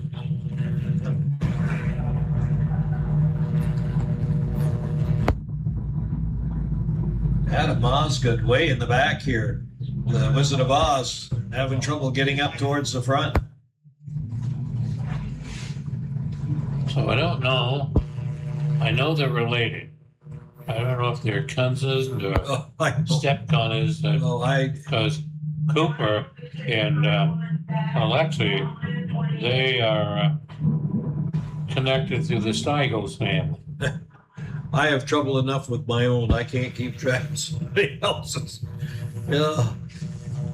It's like my family. My great-grandmother was an Allard, and this lady I buried today, her last name was Allard, and the guy who owns my great-grandparents' old house is named Allard. Yeah. And I don't know if we're related way back or what. But. I bought quite a few furniture company out of White River Junction. They had just on the other side of the road. So those track announcers take a little bit of a break here. Paul and I will make a little update here in regards to this division. Quite the wipeout there in turn four. three.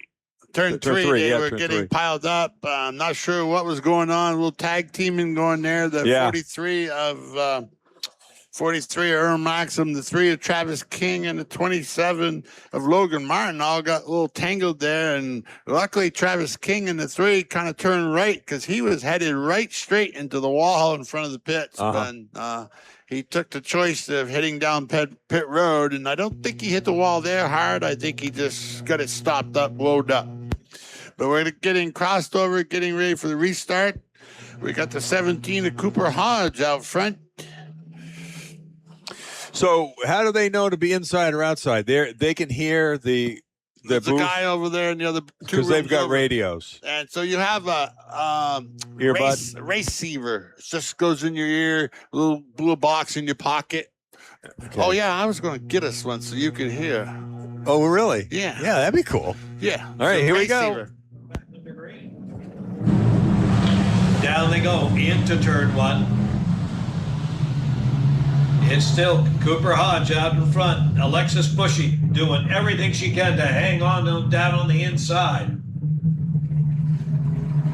Holding on to second place. Oh, Robertson. We got to see what happened there. Bobby Shepard. Whoa. Logan Martin.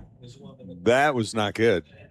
All right, we got breakage on the track this time. Oh yeah, pretty good collision there. I'll be surprised he can drive away.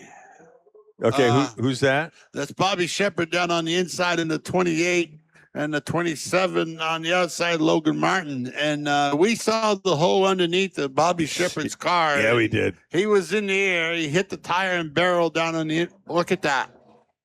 Wow. The thing is, this is open wheel driving. Yeah. His rear end's kind of cockeyed, isn't it? I think so. But I don't know. Can't really tell from Is he here. going to go pay somebody back or head to the pits?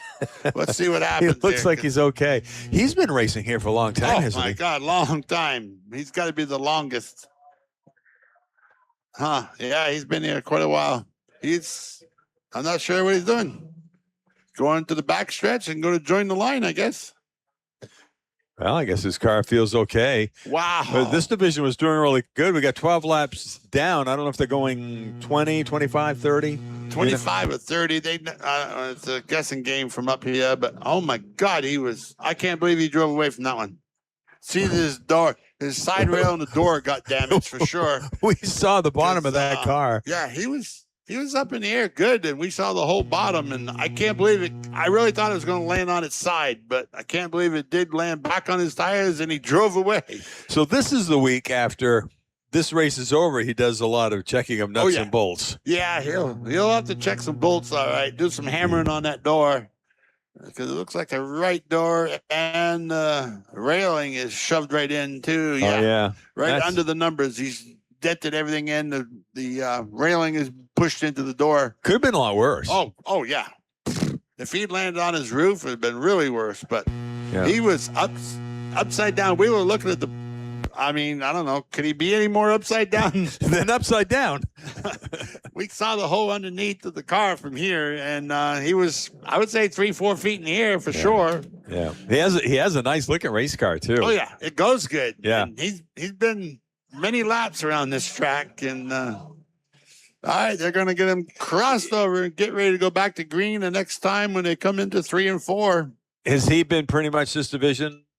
Yeah, I believe I don't know if he did the old street stock division, but he's been Coops for a long time. I don't think you'll ever see him go up. Yeah, this is the home of the Coops. Berry Speedway, 59 years of successful racing. Not going to go this time. No, what are we doing?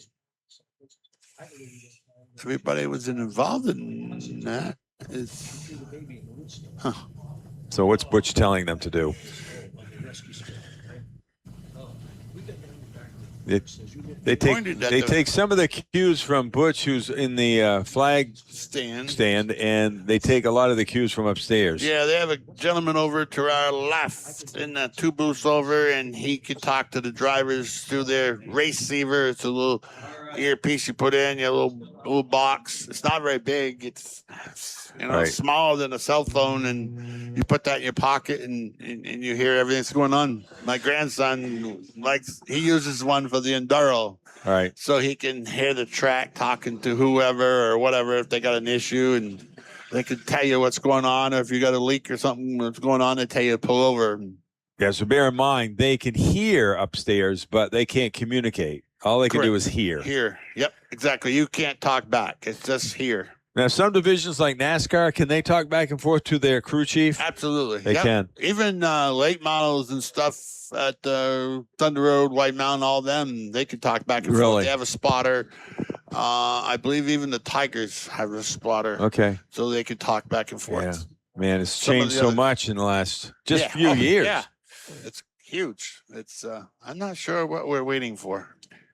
Maybe a car to come out? The 3 cars that were involved in that are out here. So, did they have another one? We're going to get one of them receivers so we can hear what's going on. Well, we got 15 out there. I really don't know. Well, I know that they're going single file right now. They haven't gotten instructions to double up yet. They were doubled up or headed to get doubled, and then they went back single. So true. I really can't tell you. I don't see. Yeah, we're not missing a car. We got the cars that we started with. This one's working its way up towards the front, so maybe this has something to do with it. I guess they. This car just came back. No, he moved up. He was up here, back here by the 96 and the 3. So that was that is Michael Danforth Jr. in the 44, and maybe there was some scoring problems, and that's what we're trying to figure out here because things did get a little messed up there, and they do have the transponders on the cars when they go by pit road, but also they have live scorers, human beings over there scoring also because, it is a computer. Things can happen, can pick up the wrong car.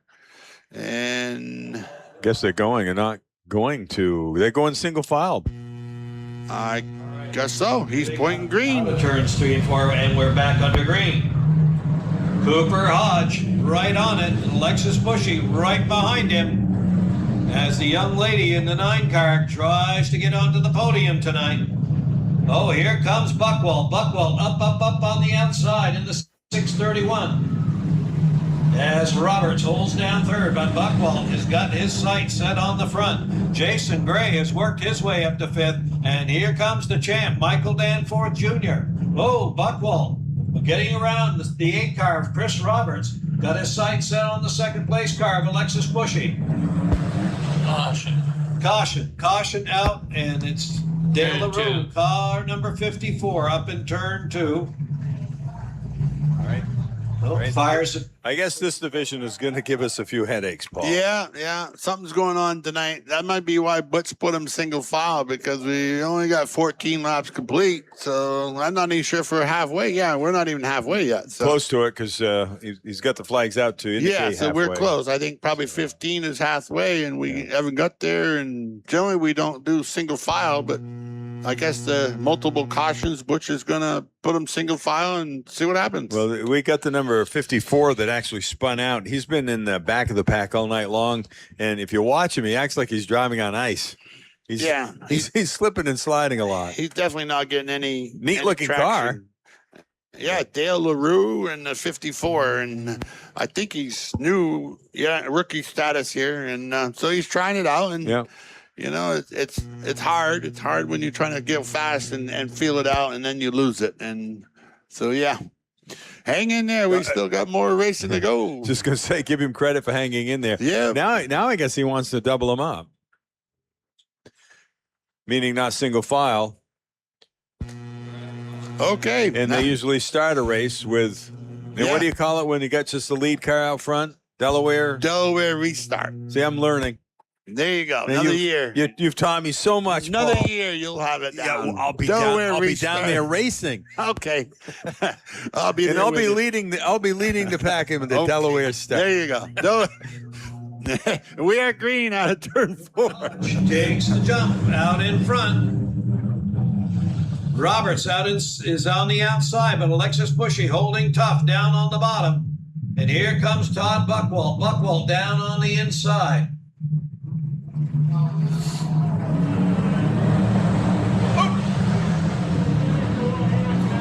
Oh, we got a kerfuffle up in 4. Looks like the 96 of Rob Williams.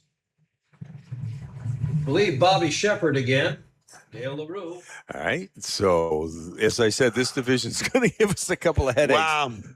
We may have to go get an extra beverage for this one. I don't think we got halfway on that either. No, they didn't give him out. So they stopped the race. Butch is getting a little patient there. He's banging the flag on the flag stand. The 96 of Rob Williams kind of spun, picked up the 43 of Earl Maxim. I think the other two cars, the 54, did I say that right? Yeah, 54, Dale Leroux, and the 28 of Bob Shepard. I think they just kind of spun trying to come to a stop and not hit the other two cars. It looked like it because they were a few feet away. They weren't really involved. But they'll go to the rear, which is pretty much where they were anyways. Definitely the 54. Yeah. The 96 will go to the rear. I think the 43, Earl Maximum, went to the pits. Either he's got a flat or just getting checked out. They're going to line them up on the backstretch here, cross them over. You still got the 17 of Cooper Hodge on the front and the 9 of Alexis Pushy on the inside, row 1 or row 2 as you want. 631 of Todd Buckwald outside. Then you got the 8, Chris Roberts in the next row, and the 111 is Jason Gray. Gray making his move up here. Yeah, he is. A lot closer to the front in this coupe race than he had luck earlier tonight in the modified race. He right now 5th place. So we have a young lady in number 9. Yeah. We have a young lady, number 9, Alexis Pushy. And she's hanging on. She's fighting them off. Yeah, she's still in 2nd place. There's different ones been up beside her and try to get her going, and we're back to green. We're under green. Cooper Hodge out in front. Alexis Pushy in 2nd with the 631 of Buckwalt, trying to get around the 9 car. Here comes Jason Gray up on the outside. Don't count him out in the 111 car. As Roberts holds on to 4th, but Gray trying to work his way. When they come by the stripe this time, halfway, the crossed checkered and white flag. He's got to take 15 down, 15 to go. Oh boy, they get a little kerfuffle there, but gather it back up. Jason Gray, Chris Roberts, and Todd Buckwalt all battling for position out here. Your leader still, Cooper Hodge in the 17 car. Alexis Bushy in 2nd, followed by the 631 of Todd Buckwalt. Jason Gray, Chris Roberts battling for position as well. Oh, great racing out here by the Coops.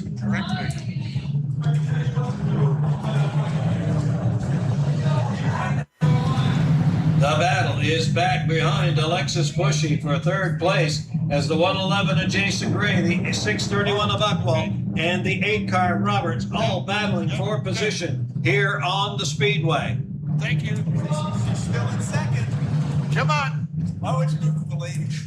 Yeah. How many? Cooper Hodge comes by the stripe one more time. Alexis Bushy in 2nd. Look at that battle, ladies and gentlemen, for 3rd, 4th, 5th, and 6th. They would have heard her all the way upstairs. Buckwalt on the outside.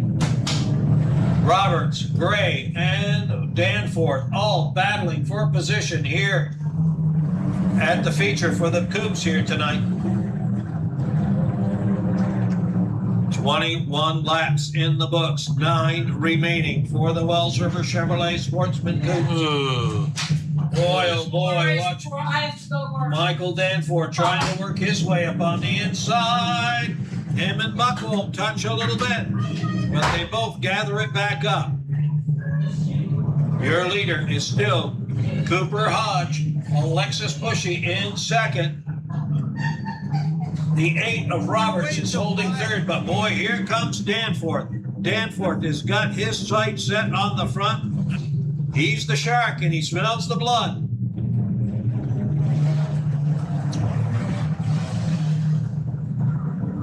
Laps winding down here in the Coupe feature. Cooper Hodge doing a great job. Alexis Bushy as well in second. Roberts, when they come by this time, 5 laps remain. 5 laps to go.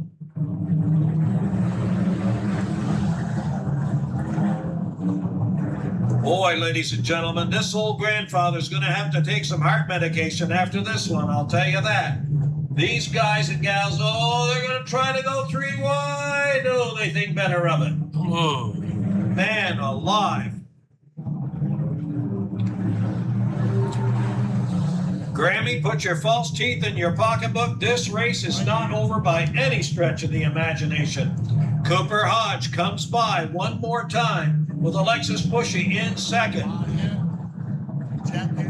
Michael Danforth now got his nose up to third, but Roberts battles back on the bottom. Oh, my heart, I can't watch. Popsicle sticks in the air. 2 laps to go. 2 laps remaining. Here comes Danforth. Danforth is looking to the outside. Cooper Hodge bobbles a little bit.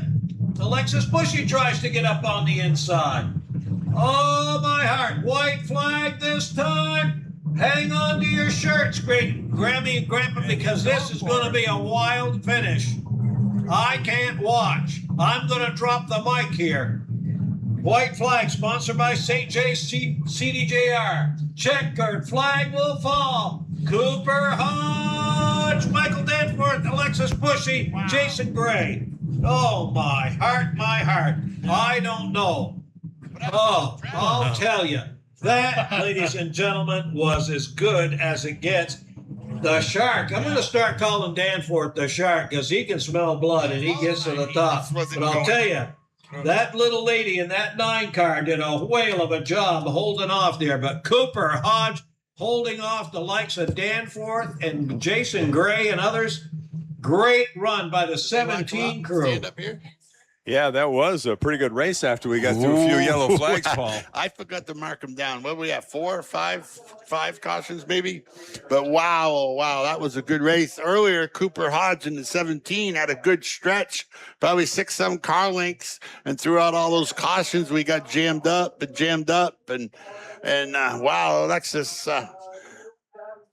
So 44, he came on strong. Oh, wicked! Couple 3 laps left, and he passed the young lady. And yeah, she was in second all night long.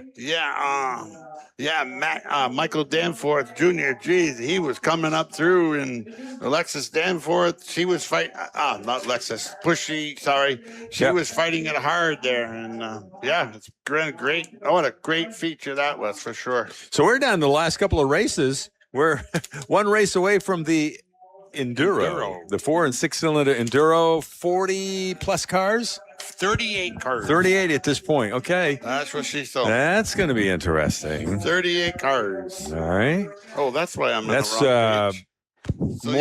that's almost 3 times as many as we've had on the track tonight. Oh yeah. Yeah. We've had 16, 17, 18 cars. Yeah. The next class we got 8. I think it's 8 late models, right? Something like that. 5. No, 3 and 2. 5. 5 late models. So twice as many then. Oh, baby. So yeah, we did have a great coupe feature here. Michael Danforth came up from the back. Alexis Bushy hung on in the top 5 all night, but here she is finishing 3rd. Michael Danforth come up, got a good 2nd place finish, and Cooper Hodge hung on fighting Danforth the last couple of laps, and he come out the winner. And hats off to Bob Shepard, who gave us a sunny side look of his car, and he finished 12th, I believe. So what a race. Yeah, didn't wreck it. That's good. All right, important messages that we can pass along to you, people that are bringing you our live broadcast tonight on WYKR Haverhill. Stephen John, along with Paul Ordway, we're celebrating 59 years of racing at Bay Ridge Speedway. And tonight's race is being brought to you by Murray's Market right here in Bradford, the Lower Plain in Bradford, formerly JM Landscaping, for those of you that didn't recognize the change a couple of years ago. So we'll take a break. We have important messages and then more racing from Bay Ridge Speedway. PTOs want you to know we are your local factory authorized Fisher Plow dealer. We sell, install, and service all Fisher plows and sanders. We have over 20 years of experience in factory training. Make PTOs Repair your first stop for all your Fisher Plow needs. PTOs Repair, 2320 Route 5 Faley, or at ptosrepair.com. I'm PTO, and I wanted you to know. Holy schmoly, it's Matt LeCaire from the Autosaver Group, St. Johnsbury Chrysler Dodge Jeep Ram. There's always something exciting happening at St. Johnsbury Chrysler Dodge Jeep Ram, and there's never been a better time to stop in and see what's on the lot. We've got new Chrysler Dodge Jeep Ram models arriving regularly, plus a strong selection of dependable pre-owned vehicles for every driver. Whether you want capability, comfort, style, or power, our team is here to help you find the vehicle that's right for you. And with our service department ready to help with maintenance and repairs, we're here to help you before, during, and after the sale. St. Johnsbury Chrysler Dodge Jeep Ram, where Vermont comes to drive. Well, the place to be on a Saturday night during the racing season is Bay Ridge Speedway, high in the hills of Bradford, Vermont. Your announcers tonight, Stephen John, Paul Ordway, and let's see, this is our fourth coverage of 5. We'll be here in a couple of weeks. We'll be rolling into September 5th the next time we're here. And we're glad that we could be part of Bay Ridge Speedway on a Saturday night. A lot of great action still to come your way. We got 2 more races tonight. And the last one's going to be the Enduro. And they're saying we've got 38 cars that will be part of that race. Look at the track on the far side. Looks like it's slick. Shiny. It is shiny, isn't it? I don't know. I would say that the moisture is pulling back up. But And right here? Yeah. See right here, the front stretch in front of us. You see it's how wet it is? It's not raining, is it? No. No, I think the water is coming up. All that heat from the tires and stuff pulls that up out of the water, out of the track. I mean, over there, it looks like Butch just ran down the backstretch with a water truck. It does, looks so doesn't it? wet from here. Yeah, it does. All right, so racing at its best on a Saturday night. I know we've said that just a moment ago, but it really is. And if you're not too far away and still want to see a couple of great races, you can run up here to Kidder Road in Bradford and watch dirt track racing at Bay Ridge Speedway. By the way, it's celebrating 59 years. And tonight being brought to you by Murray's Market, and they're right here in Bradford, Murray's Market Nursery and Landscaping. Next week, which is Saturday the 29th, Dirt Car Sportsman Modifieds King of the Hill Points Competition, along with Scone, which is Scone is what again? Sprint cars in New England. There you go. There you go. I was testing you. Sprint cars of New England, and they were racing last night down to Loudon, New Hampshire, on the dirt track down to Loudon, and then we had a local one down there, Jordan Fornwalt, in the 24 Scone got victorious down there. My sources say he was third, and the second place guy took out the first place. So Jordan was there, been running fast all night, but he was there. Second place guy knocked out the leader, and Jordan capitalized. And that's a 1 mile track, right? I don't think the dirt track is. Oh, okay. They were doing. I was going to say they were doing blacktop. 1 mile. No, the dirt track's down in, I guess you call it, just a little south or east of the track where some of the camping area used to be. All right. I haven't been down since they put it in. So. All right. Well, neither have I. It's been a while.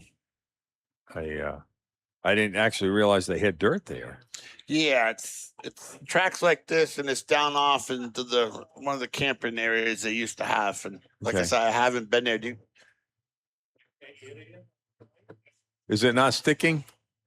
You have to moisten those, right? He's got water. All right. We've got Paul's daughter here. She's trying to set up her cell phone so that we can stick it to the glass with some suction cups. Where's Dylan? Yeah, right. Dylan.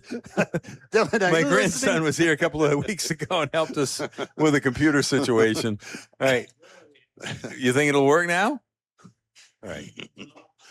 Is it going to work there? All right. You got to have all of them on the glass. All right. All right. We got away from that.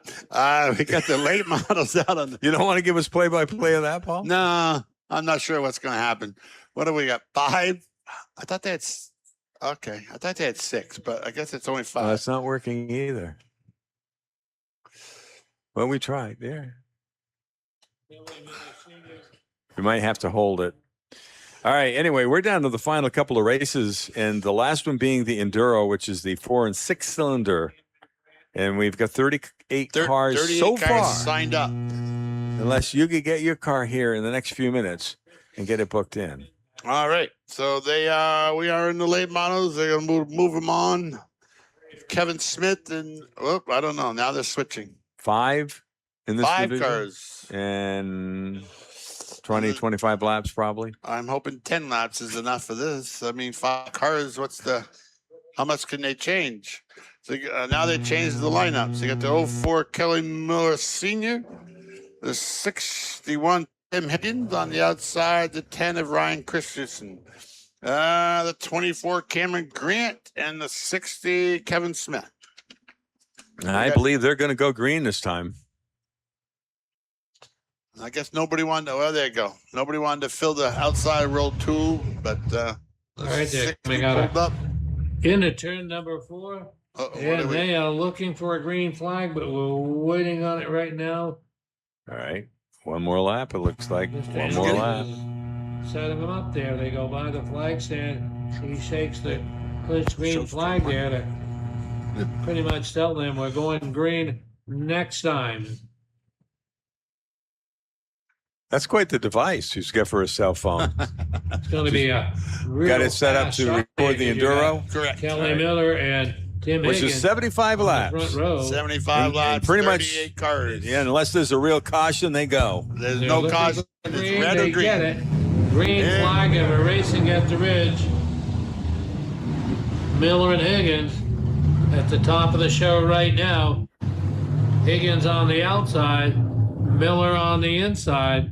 As they come by us here, lap number 1, we're going to give that to Tim Higgins in the number 61, followed by Kelly Miller in the 04.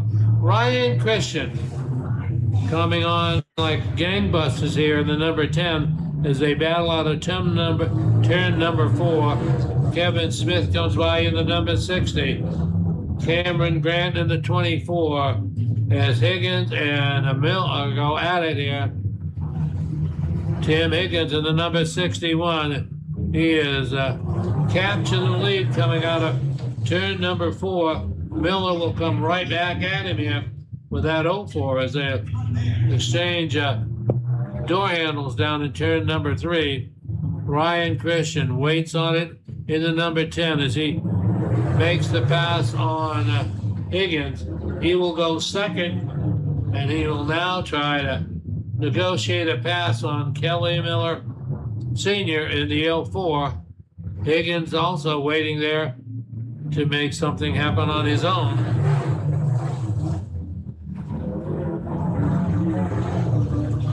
Miller tows him around the speedway right now with the number 04. Ryan Christian, points leader. He wants to take the championship out of here this year. Kelly Miller Sr. is the 2005 track championship in the late models.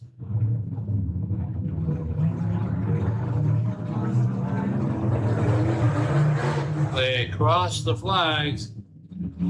We're halfway home. Looks like 15 laps will be the distance here. Miller and Christian, a seesaw battle up there in the front. Christian makes the pass as we come by the stripe here. give the lead to Ryan Christian. Kelly Miller will be right on the throttle here as he will try to catch Christian and then pass him. Not an easy task here at Bear Ridge Speedway. Ryan Christian really dialed in here tonight. They'll get the halfway marker as they cross the flags at the stand. 10 down and 10 to go. Christian, your race leader, followed by Kelly Miller in the 04, Tim Higgins in the number 61. Top three cars, Cameron Grant having a great run here tonight with the number 24. Then the number 60 of Kevin Smith. Kevin is improving every week as a rookie. Christian and Miller, the top two. Rounding off the top three, we have Tim Higgins in the number 61. Ryan Chris, Motors By as your race leader. 04 of Kelly Miller trying to reel him in here late in the event here. And Ryan Christian is your late model leader here. Shout out. So they're prancing around here at pretty good speed. Christian will come by, and that'll be 15 laps go up on the Sables and Sons scoreboard.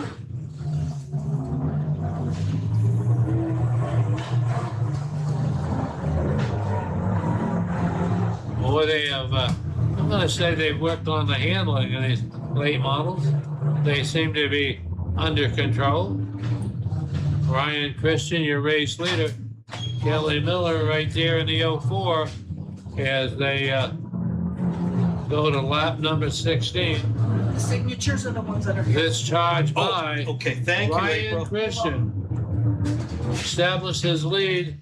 Right now, we could say it's comfortable, but with Kelly Miller zeroed in on you, it's not comfortable. No. It's frightening. That's what it is. So Miller trying to reel in Ryan Christian. Christian had a good starting position and had the speed and control he needed. White flag courtesy of St. Johnsbury Chrysler, Dodge, Jeep, and Ram.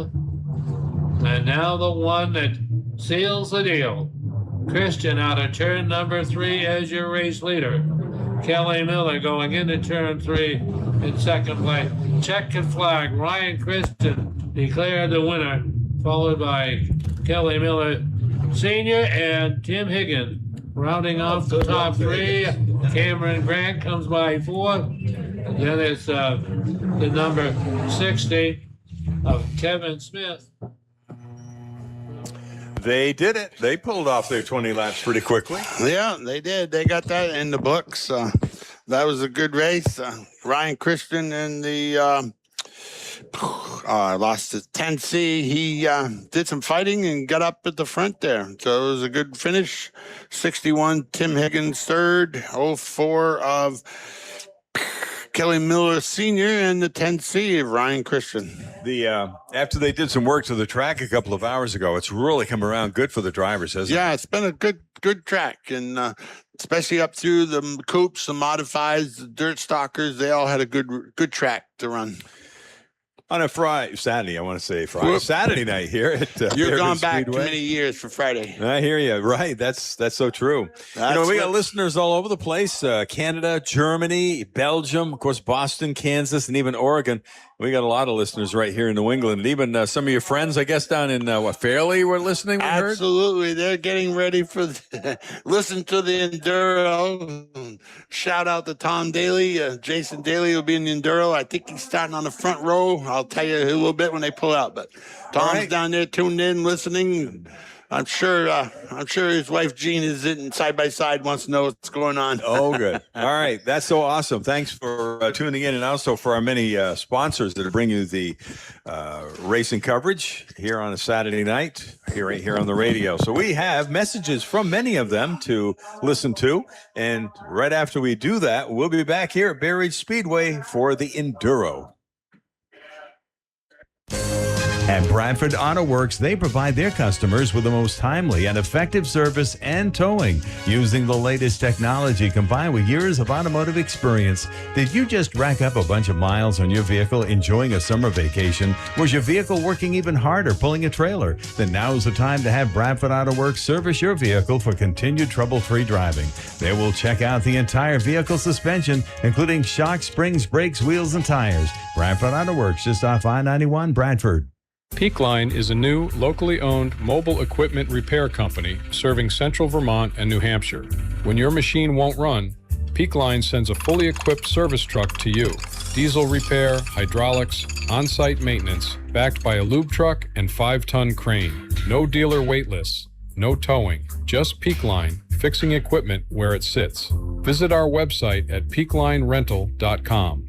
That's peaklinerental.com. peaklinerental.com. When looking for reliable and expert advice on auto maintenance and repair, look no further than PTO's Auto Repair in Bradford. Here are examples of why you should consider doing business locally. In addition to automotive repair, PTO's Auto Repair sources tires from multiple tire vendors to get the best price. Custom exhaust work is one of their specialties. They have the latest tips, tricks, and advice to help keep your vehicle running smoothly all year round at PTO's Auto Repair in Bradford. When the sun is high and the to-do list grows, it's time to call the folks who know. From mudroom builds to summer repairs, Batchelder shows up and truly cares. Remodels, upgrades, porches too. No job too small, they'll see it through. So make this summer your best one yet. With VTCarpenter.com, your safest bet. Summer miles add up fast, from weekend road trips to daily drives with the windows down. Make sure your vehicle is ready for the heat at Oliverian Automotive in Pike. From air conditioning checks and cooling system diagnostics to tires, brakes, and routine maintenance, their experienced team keeps small problems from becoming big ones. Don't let car trouble interrupt your summer plans. Schedule your appointment today at oliverianauto.com or call 989-3277. Oliverian Automotive. They treat every vehicle like their family is in it.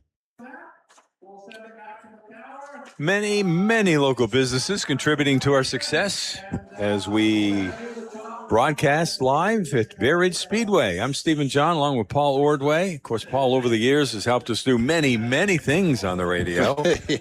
I sold furniture once, I think. Not the Bucks furniture. Oh, that was a while ago. That was one of my first remotes. I went up to Dave Labani and we did furniture. Up in Walcott. Yeah, Walcott. And he said, "You know much about beds?" I said, "Yeah, I know a comfortable one." That's good. Good response right there. Yeah. It was funny. We had a good time. Yeah. We've done a lot of things together. Dave and I did the Santa Claus. You could call in and talk to Santa Claus years ago. Yeah. And different things. Yeah. It was fun. A lot of fun. Going to have some interesting vehicles in this race. I can see already. Oh, some of them have been here before. Oh. Some of them have been fixed up. And then there's a couple new ones out. There was one came in earlier, didn't even have any numbers or nothing on it. So he came in and got assigned a number. So will these have transponders? Yes, they do. Really? All right. Yes, they do. Which is kind of cool because a lot of Claremont and Thunder Road, you got to provide a scorer. So you got to go down here and they have a clock and you write down when your car goes by, you write down the time that the clock says. This is cool having transponders. The computer can do the work. And like I said before, they still have scorers watching because it does get confused and somebody will. Well, we have 11 cars out there now. They're coming now. The second row is coming. And they're telling us 38 possibly. That's what she's got here written down. 38 cars signed in. April's been through a few times. She's made her presence be known. Absolutely, every time. April, of course, is one of the owners, along with Butch, Bay Ridge Speedway. We've said it a few times. 59 years. Isn't that incredible? That's awesome. It's great. It's a long time. George Barber and company started this 59 years ago, and here we are. And Butch, CV Elms, and Robert Nutting, CV Elms, and Robert owned it together for a while. I'm trying to remember everybody that's owned it. The CV and Butch and Bunny and them had it there for quite a few years, and a lot of changes. Of course, we're talking in turn 1 and 2. The pits used to be kind of down over the hill there, you said. Yeah, it used to be right out there. It wasn't really down over. It was a little drop and then flattened out, but we got way too many cars now to do that. The pits have grown so many times since I've been coming here. Years ago, there used to be a telephone pole in the middle of the pits where you parked and stuff. We used to park there in that area and down the line. When I did the welding truck for a couple of years, I came here with the torches and welders and stuff, and I would park by the pole so people could find me. What's a welding truck mean? I had a portable welder in the truck, in the back of the truck, some torches, some steel. So if somebody broke or needed a welder, I could go over to their car, or if they had something they could bring to me, I could weld it, put it back together for them. I used to go to the cars and do torch work and weld the cars and stuff back up. Okay. Yeah, I've done a lot. We did that in shop years and years ago in high school. Used to weld and cut stuff just to learn how to do that. But that's about as far as I went. Ooh, look at the paint job on this 63. Wow. That's nice. Black with safety yellow. Is that what you call it? I would call that. I wear a lot of that safety yellow when I bike. And I see a lot of motorcyclists wear that now too. They are, yes. Trying to find my grandson here. What's his name? Ashton Waters. 02. I can see the Domino's. He's coming. All right. He's got a Domino's delivery light on the roof. Of course. I don't know where he found that. That was Paul's idea. No. All right. I told him I wanted Pizza Hut, not Domino's. Why not like a local restaurant, right? Yeah. Go local, baby. 02. 02. And what's the car? I don't know. Don't recognize it. Honda? Doesn't matter. Oh, actually, that's the same car that blew the engine and caught fire, and you saw it in the paper here last year. I was in the jail. There was a picture of it. Yeah, I forgot that's the same car, and he put a different engine in, and he blew right in turn 1 and went around and came into the infield, and we put the fire out. I don't see 02.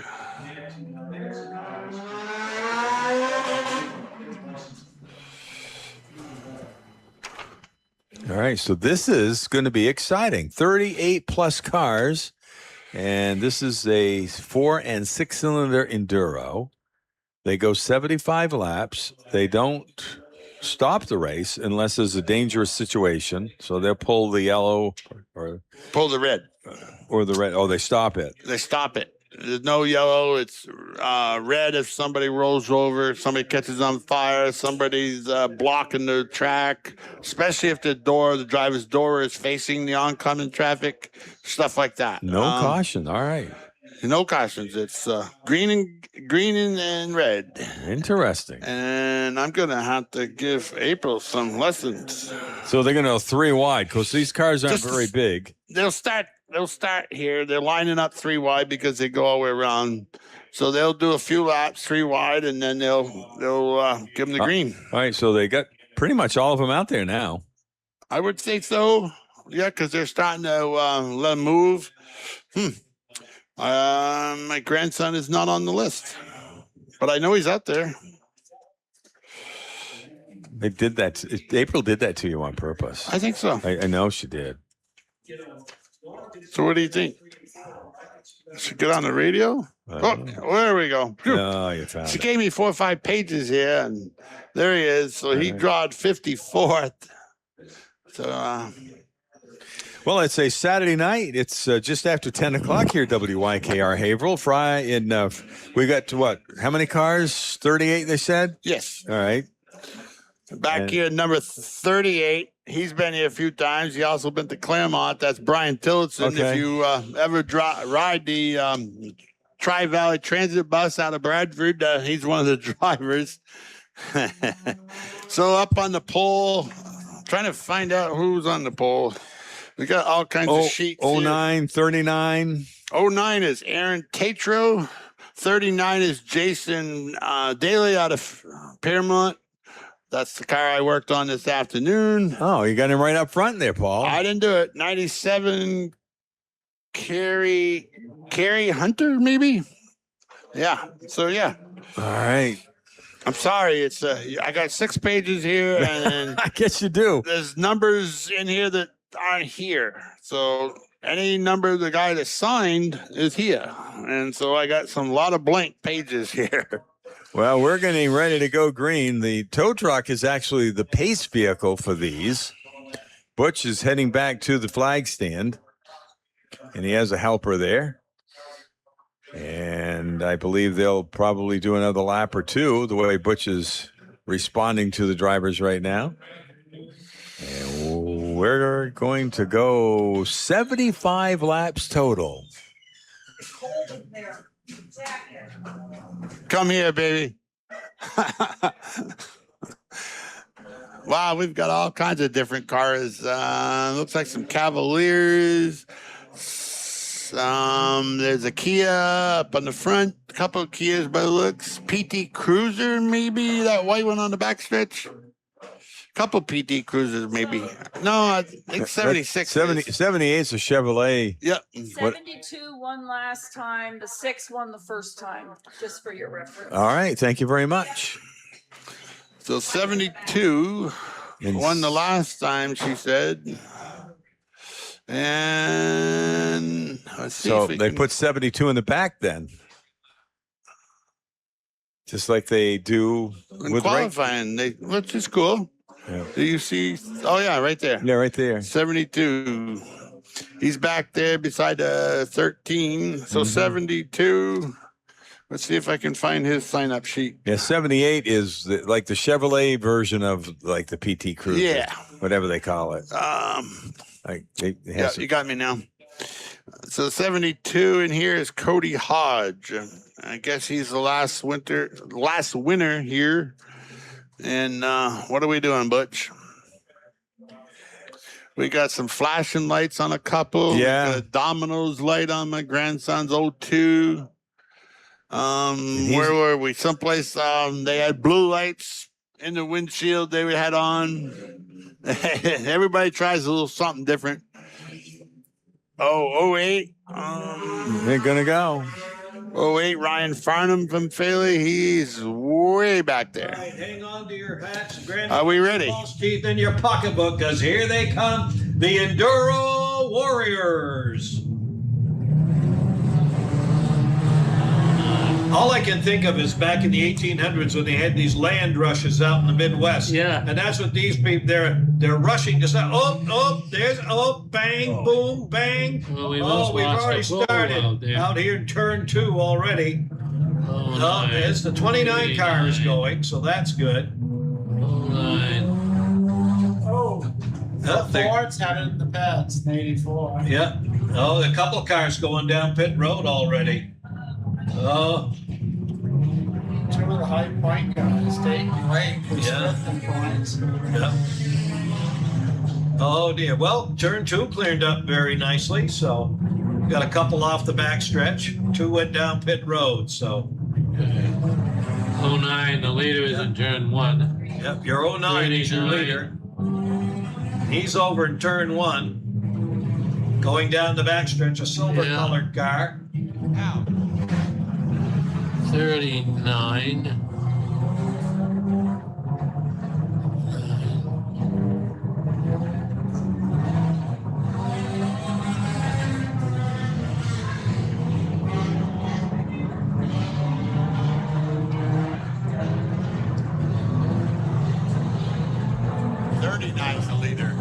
not. So, So far, so good. 09 just by. No way. 09 is still your leader. 12 running second. Where is 12? Silver 09. There's the Still leading. No leader, 39. 39 is your leader now. Trying to pick up number 12 in second place.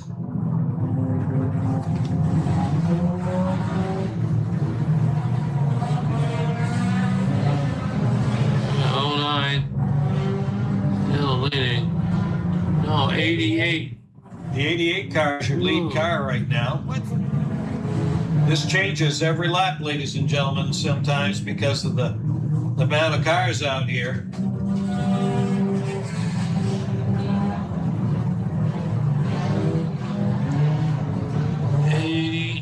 Right there at the start-finish line, the 88 car.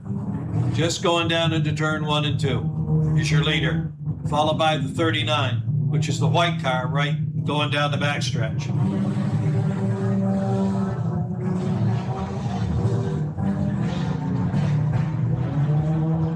Yeah, your leader is going into turn 1. The 88 and the 39. Can't find the 12. I don't know where he is.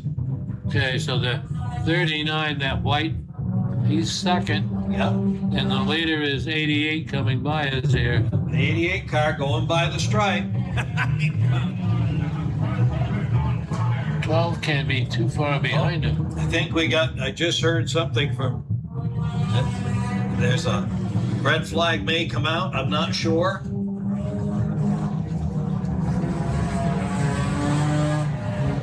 Heads up down front, folks. 88 and 39. As the late models go through. Oh, somebody got the black flag. Make that red one.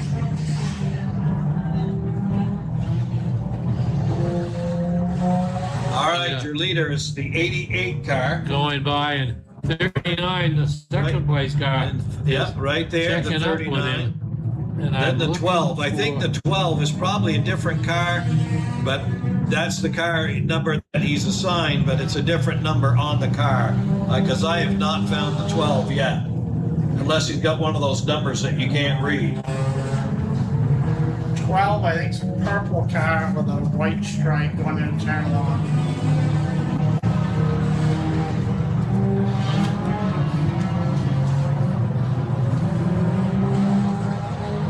See him.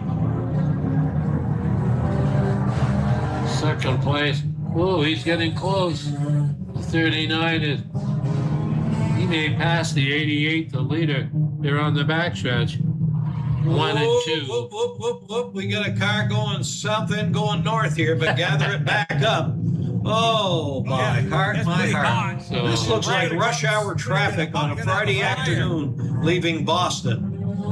They're all coming up to Vermont for the weekend. Oh, we got a pass for the lead. Yeah, could be. 39 and 88. Hang on to your hats, Grammy. Here they come. I do believe now the 39 is your lead car. No, he's... Oh, black flag out, displayed on something. Oh, we got a car down here that's got a glowing brake rotor going into turns 1 and 2. That brake rotor was hot enough to cook a hamburger on. Oh, yeah. 34 is third place. 88 is still your leader, but 39 may get by him. They're up in turn 2. Yep. 39 is second. Oh, look at that. Look at that brake rotor on that 86 car. That thing is as hot as a... Oh. It'd be exciting. Oh, my goodness, my gracious. Oh, they're chasing each other through flat traffic here. 72 is now up to third. 88. Now the 72 car's moved up to third place. Well, how did that happen? Well, I got rid of him. There's 88. 88's your lead. 39. Well, then the 2 car, apparently. I don't see a 12.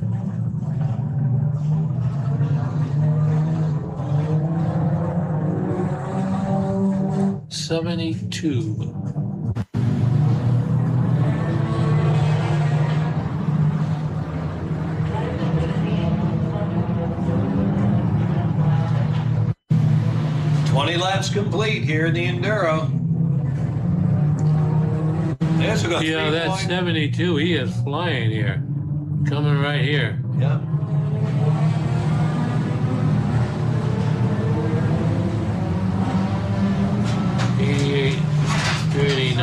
Yeah, your leader, car number 88, is coming out of 3 and 4. The 39, and the white car is right behind him in second place. And the 72 is third, right 72 behind is him. third. Yeah. Then the 12 car. I don't see a 12. Which one the 12 is, I still don't. Anyway. 72 is almost caught the 39, trying to pass him right here at the start finish line. Yep, here they come, folks. This is getting hairy down here. The 39, I think, is... Oh, the 72 car is working his way around Yeah, here. he's passing the 39. Yeah, 88 is right in front of him.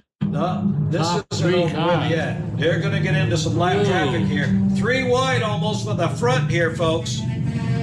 Oh, my heart, my heart.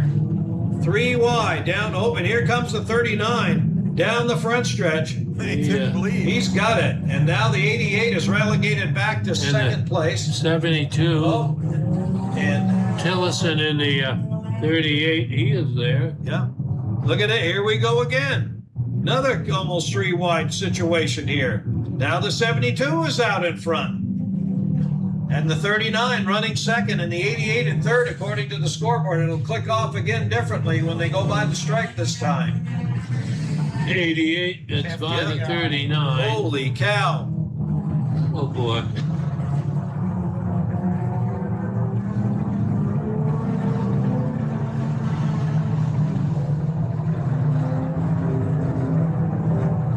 '72 is your leader. 88 and 39. They're right together up in turn 1. The battle's still up front between the 72, the 88, the 39.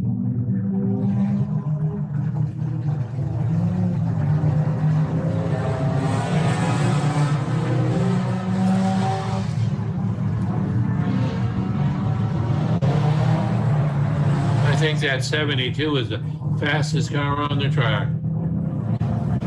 I think that 72 might be I don't know, maybe he came up from the Ridge Runners. I'm not sure, but boy, he is flying. He is just flying. 39.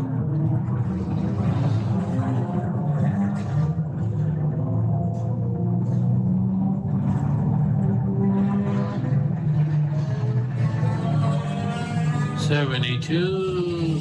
88's in second. It's 39. Should find a 12 there. I think he's, I don't know.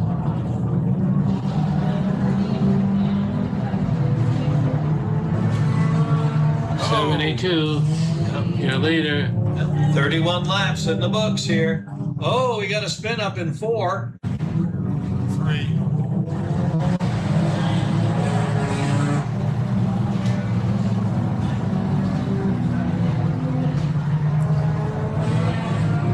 So far, the Enduros are behaving themselves fairly well here.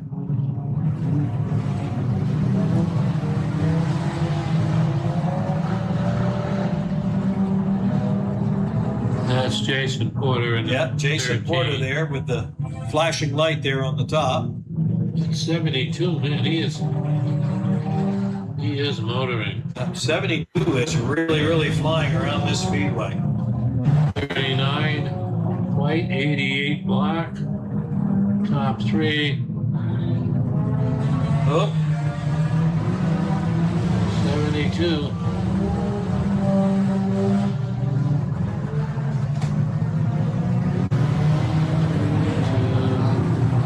$39. 35 laps will be complete this time by. As the 72 car is your leader going down into turn 1.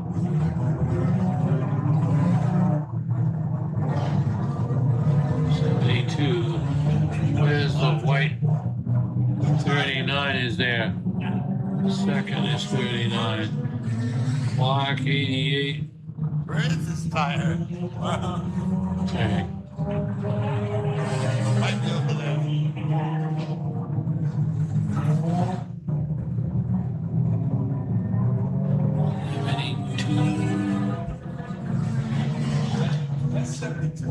88 may pass the 39 here as they come. Could be by a change for the lead here. But they're going 3 wide again, but not for long. Halfway this time by. Yeah, your leader is going into turn 1. Yeah, leader's headed down into 1, but halfway this time by. 39 and 88. Oh, that could be interesting down front down here for second and third here as a slower car gets in the way.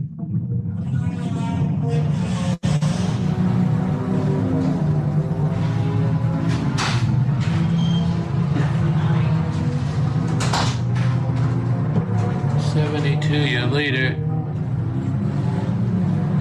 Which car is the 12, Justin? I can't see it. 39, 88. Right there by the scoreboard on the back. Oh, that one. Yeah. No wonder you can't read his number. Yeah, exactly. The one with the stripe on the roof. That's the one. That's a 12? Yeah. Black numbers on the purple car. Looks like red numbers, but I don't know. Are they more than one number 3? Because they're going by him out there, and he's supposed to be 88. That sounds better. So we have 72. 41 laps in the books. 42, excuse me. Your leader is still the 72 car. 39. But change positions can change in a heartbeat here in the Enduro. 88. Black. That's 72. So far, everybody's behaving themselves. Everybody seems to be having a good race out here. No, another car heads down pit road. Ooh, look out. Oh, look out. 47 car. He got helped a little bit. Looks like a 19. 39. 12. Oh, got a couple cars. Well, one just pulled into the infield here. But the 39. Okay, so we got 88. 39 is right with him. That's 72 cars, still your leader. Yeah, second and third coming right at you here. 88 and 39. 88 and 39 battling for position down here by the stripe here. That's 72 car. He's on a mission with 46 laps complete. Oop, we got a little kerfuffle. Nope, they're straightened it out.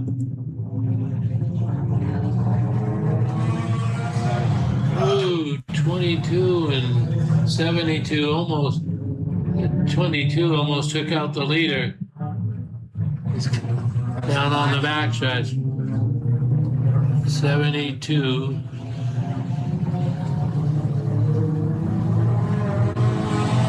You know, the 72 is the leader, and he's about a quarter of a track away from catching up to the second and third place car. He is on a mission, ladies and gentlemen. Here comes the 39. Yeah. Second place. 88, third place.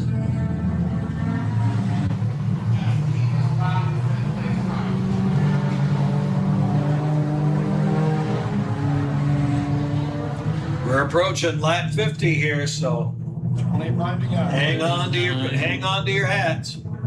88, yeah. 1, 2, 3.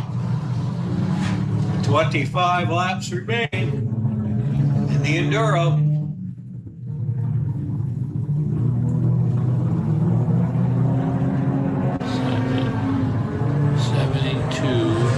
That's third.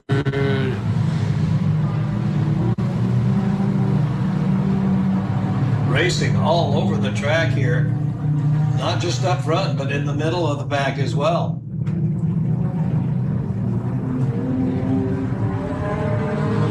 That's your leader going to turn 1. 52 laps complete. The 72 car still your leader, and he's going down the backstretch.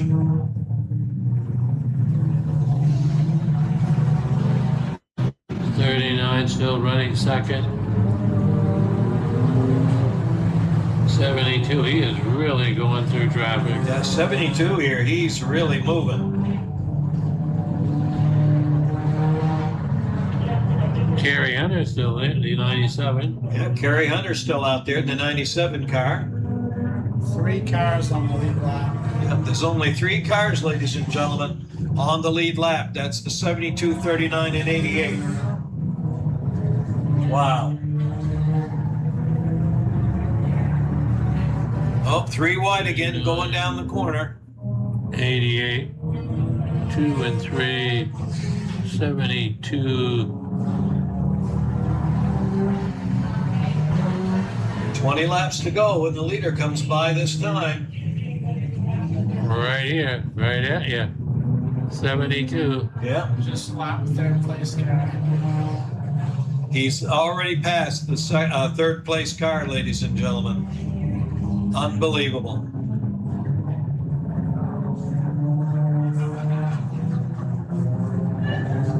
Okay. 72, 39, 88. It's Cody Hodge in the 72.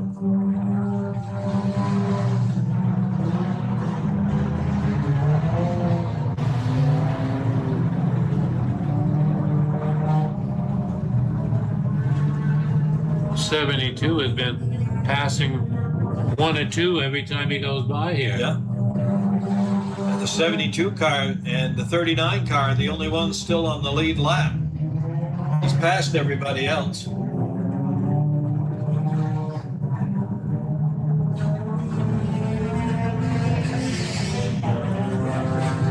Coming by next time, 60 laps will be complete, 15 to go in the Enduro Series.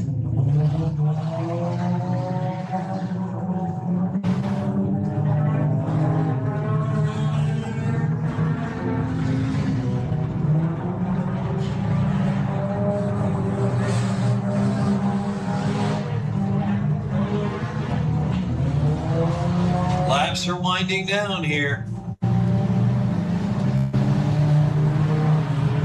Second. Oh, the 00 heading into the infield, coming back out again. 72. 13, Jason Porter just cracked the scoreboard for 5th. Jason Porter now in 5th place. The Maniac. Red flag. Red flag out here. One over the wall. Yeah. Everyone's supposed to stop. Yeah. Yeah. Everybody stopped, so safety crews can get out there. Yeah, that car is on its roof right now. Yeah, one went over the wall and between turn 3 and 4. I try to think who was involved. That orange car. There was 2 cars that got together, and then one went over, cleared the wall, and so I don't know who that was. Yeah, of course, these cars don't carry a lot of weight either. No, and luckily they do have roll cages and stuff, and I can't see them. No, I don't know what the vehicle number is. No. Wow, and we're down to, I believe, like less than 15 laps left. Yeah, I believe so. They take this. I wish they wouldn't do that. They take the lap off, but yeah, we got the safety crew over between turns 3 and 4. The car went over the Jersey barrier wall, and let's see if we can get a scoop of what's going on and if he's okay. There's some people walking away. Everybody's come to a stop. Some are getting out of their cars that's already wrecked or in the infield for one reason or the other. We had, I think that one finally went in the pits. The brakes were lit right up red. There was flames coming off the right front brake rotor. And that was flames. And then we got one down here missing the tire for about 10 laps. And they finally black flagged him and pulled him into the infield. Do they do enduros in any other type vehicles, or is this it, a 4 and 6 cylinder? Well, some people have the 8 cylinders, but the 4 and 6 are better. Yeah. And I think my opinion. There's been a few. Boy, they were buzzing around here. Oh yeah. They would have done well in the Woodsville Power Equipment division. Yeah, that's 72 good. He's the last enduro winner, the 72. And he's out there, Cody Hodge. Did he do that with that car last year? It was last year. It was a few weeks ago. Oh, okay. Right? Where are we? He may be moving up a division. Saturday the 29th of July. Right. All right, so he may be moving up a division. Yep, I wonder. Get a taste of that, he'll be a ridge runner. Well, the ambulance is pulling away. The tow truck, the fire truck is the rescue team. They've walked away. They're going to get it later, maybe. As long as nobody's in danger and the vehicle's not in danger. That was quite the rollover. We've had some excitement here tonight. Bob Shepard in the 28 upside down. We could see the whole bottom. And now this one is over the wall, the retaining wall here. I wonder if we can get an update on who it was. Up over the top and rolled over. It kind of slowly rolled over the wall and onto its roof. So anyway, we've had an exciting night here on a Saturday at Bay Ridge Speedway, Saturday the 22nd of August. We'll take a week off and be back in a couple of weeks. We'll roll into the first part of September, and that'll be our last race of the season that we've covered here on WYKR Haverhill. So Stephen, John, Paul, Ordway, we've been covering it this year and had a great time. We appreciate Ajax and Joshua doing a great job back at the Route 302 broadcast studios. Did you find out? Yes, the car over the wall is the 22 of Shannon Higgins. Like everything is okay. Looks like you said, they're going to leave it and take care of it later. We'll get the race over.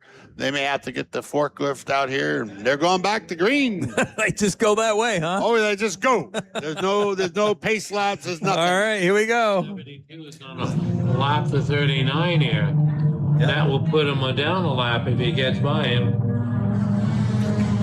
He would be in the Cody Hodge in the 72. Your lead car now going to lap the second place car. 89, just cracked the slow one. All right. Traffic jam down front here. Yeah. But that's protecting the 39. Yeah, pretty much. Oh, the leader had to slow up down there in turn one. Yeah. The 78's going the wrong. He's doing an Australian enduro. Going the wrong way. All right. 64 laps complete. 11 to go. Oop, wrong. Jason Daly second and Jason Porter third. Yeah, the 13's gone to third place there. Yep. We can tell that because he's got a light blinking. All right. All right. Cody Hodge, your leader, with less than 10 laps to go.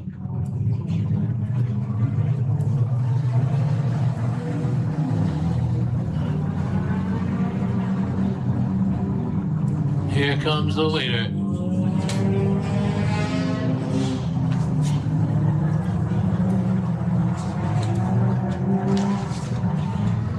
All right, we're winding down the laps here, folks. Second place.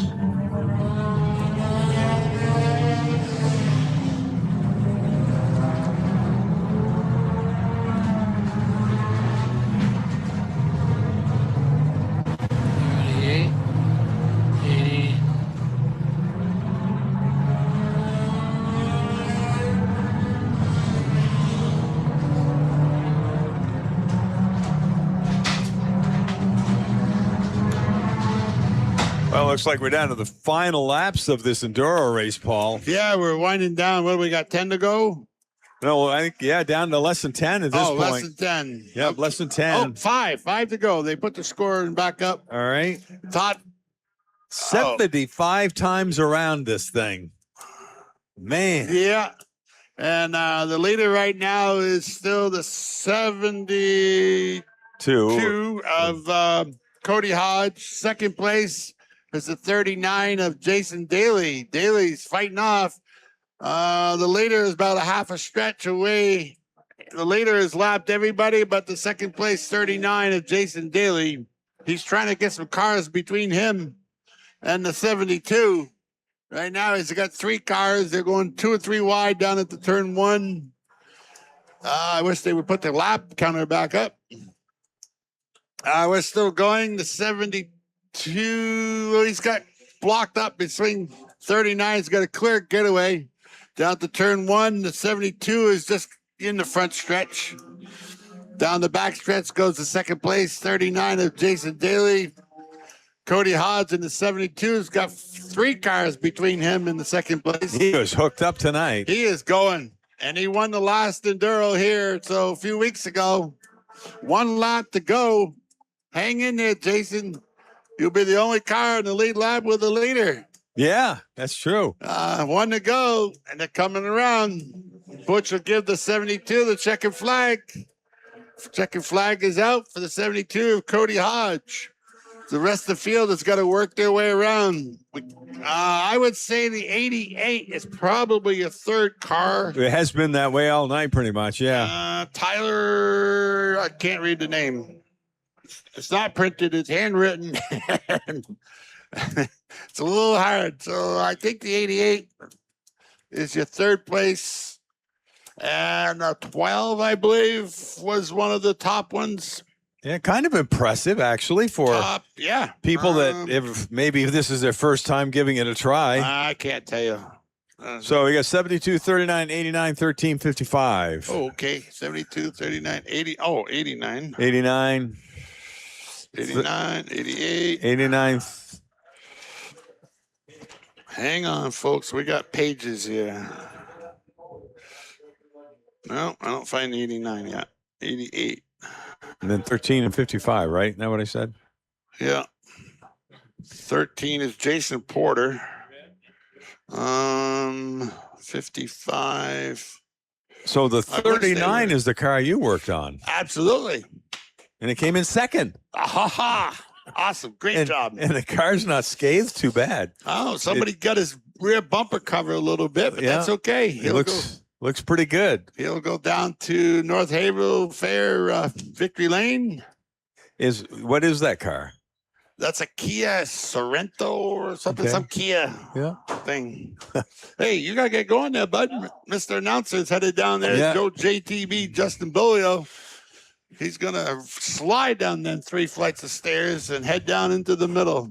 So when we come back here in a couple of weeks, it's going to be a Saturday. It's going to be September 5th. And we're going to have Midget Madness, right? Yes. Okay.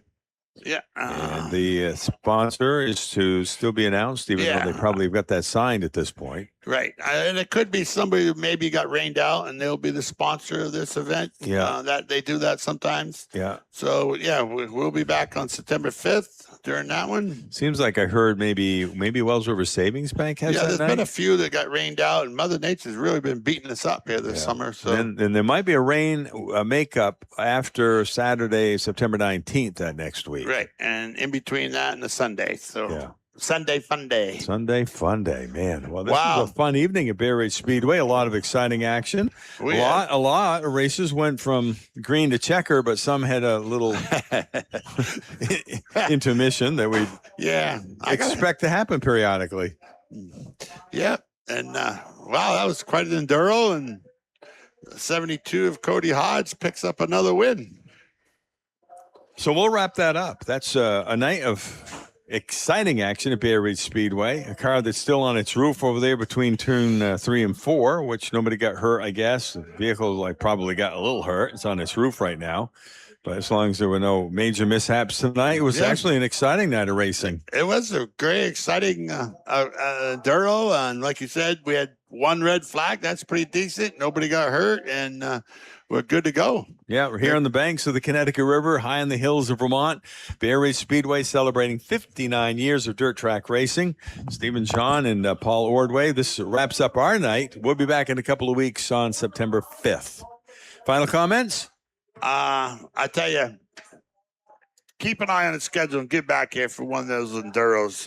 You can't go wrong spending the money to come in and see that. And Saturday, that's today. When's the next one? Saturday the 19th, September 19th is the next enduro. I tell you, if you want to see some racing and some fun, come and check that out. It's like you said, it's green flag unless something really happens. Like tonight, we had to roll over and off from the track completely, and he's okay. And they'll get him his car picked up and ready to go. So find out what the rules and regulations are. Maybe you got a vehicle and want to participate. Absolutely. And, if you got something that won't pass inspection somewhere, check out the rules and consider it. It's a lot of fun. They had 38 cars here tonight, and generally I think it's in the 40s. So it's a good night of racing. Yeah, everybody had fun. Definitely, and safe. All right. So for Paul Ordway, I'm Stephen John, and for the gang back at our Route 302 broadcast studios, we certainly appreciate everybody participating and listening tonight, and also to our great sponsors that make our live coverage on these Saturday nights at Bay Ridge Speedway a reality. Make it a great weekend. What's left of it? And stop by Murray's Market down in Bradford and, really check them out. You'll be surprised. Night, everyone.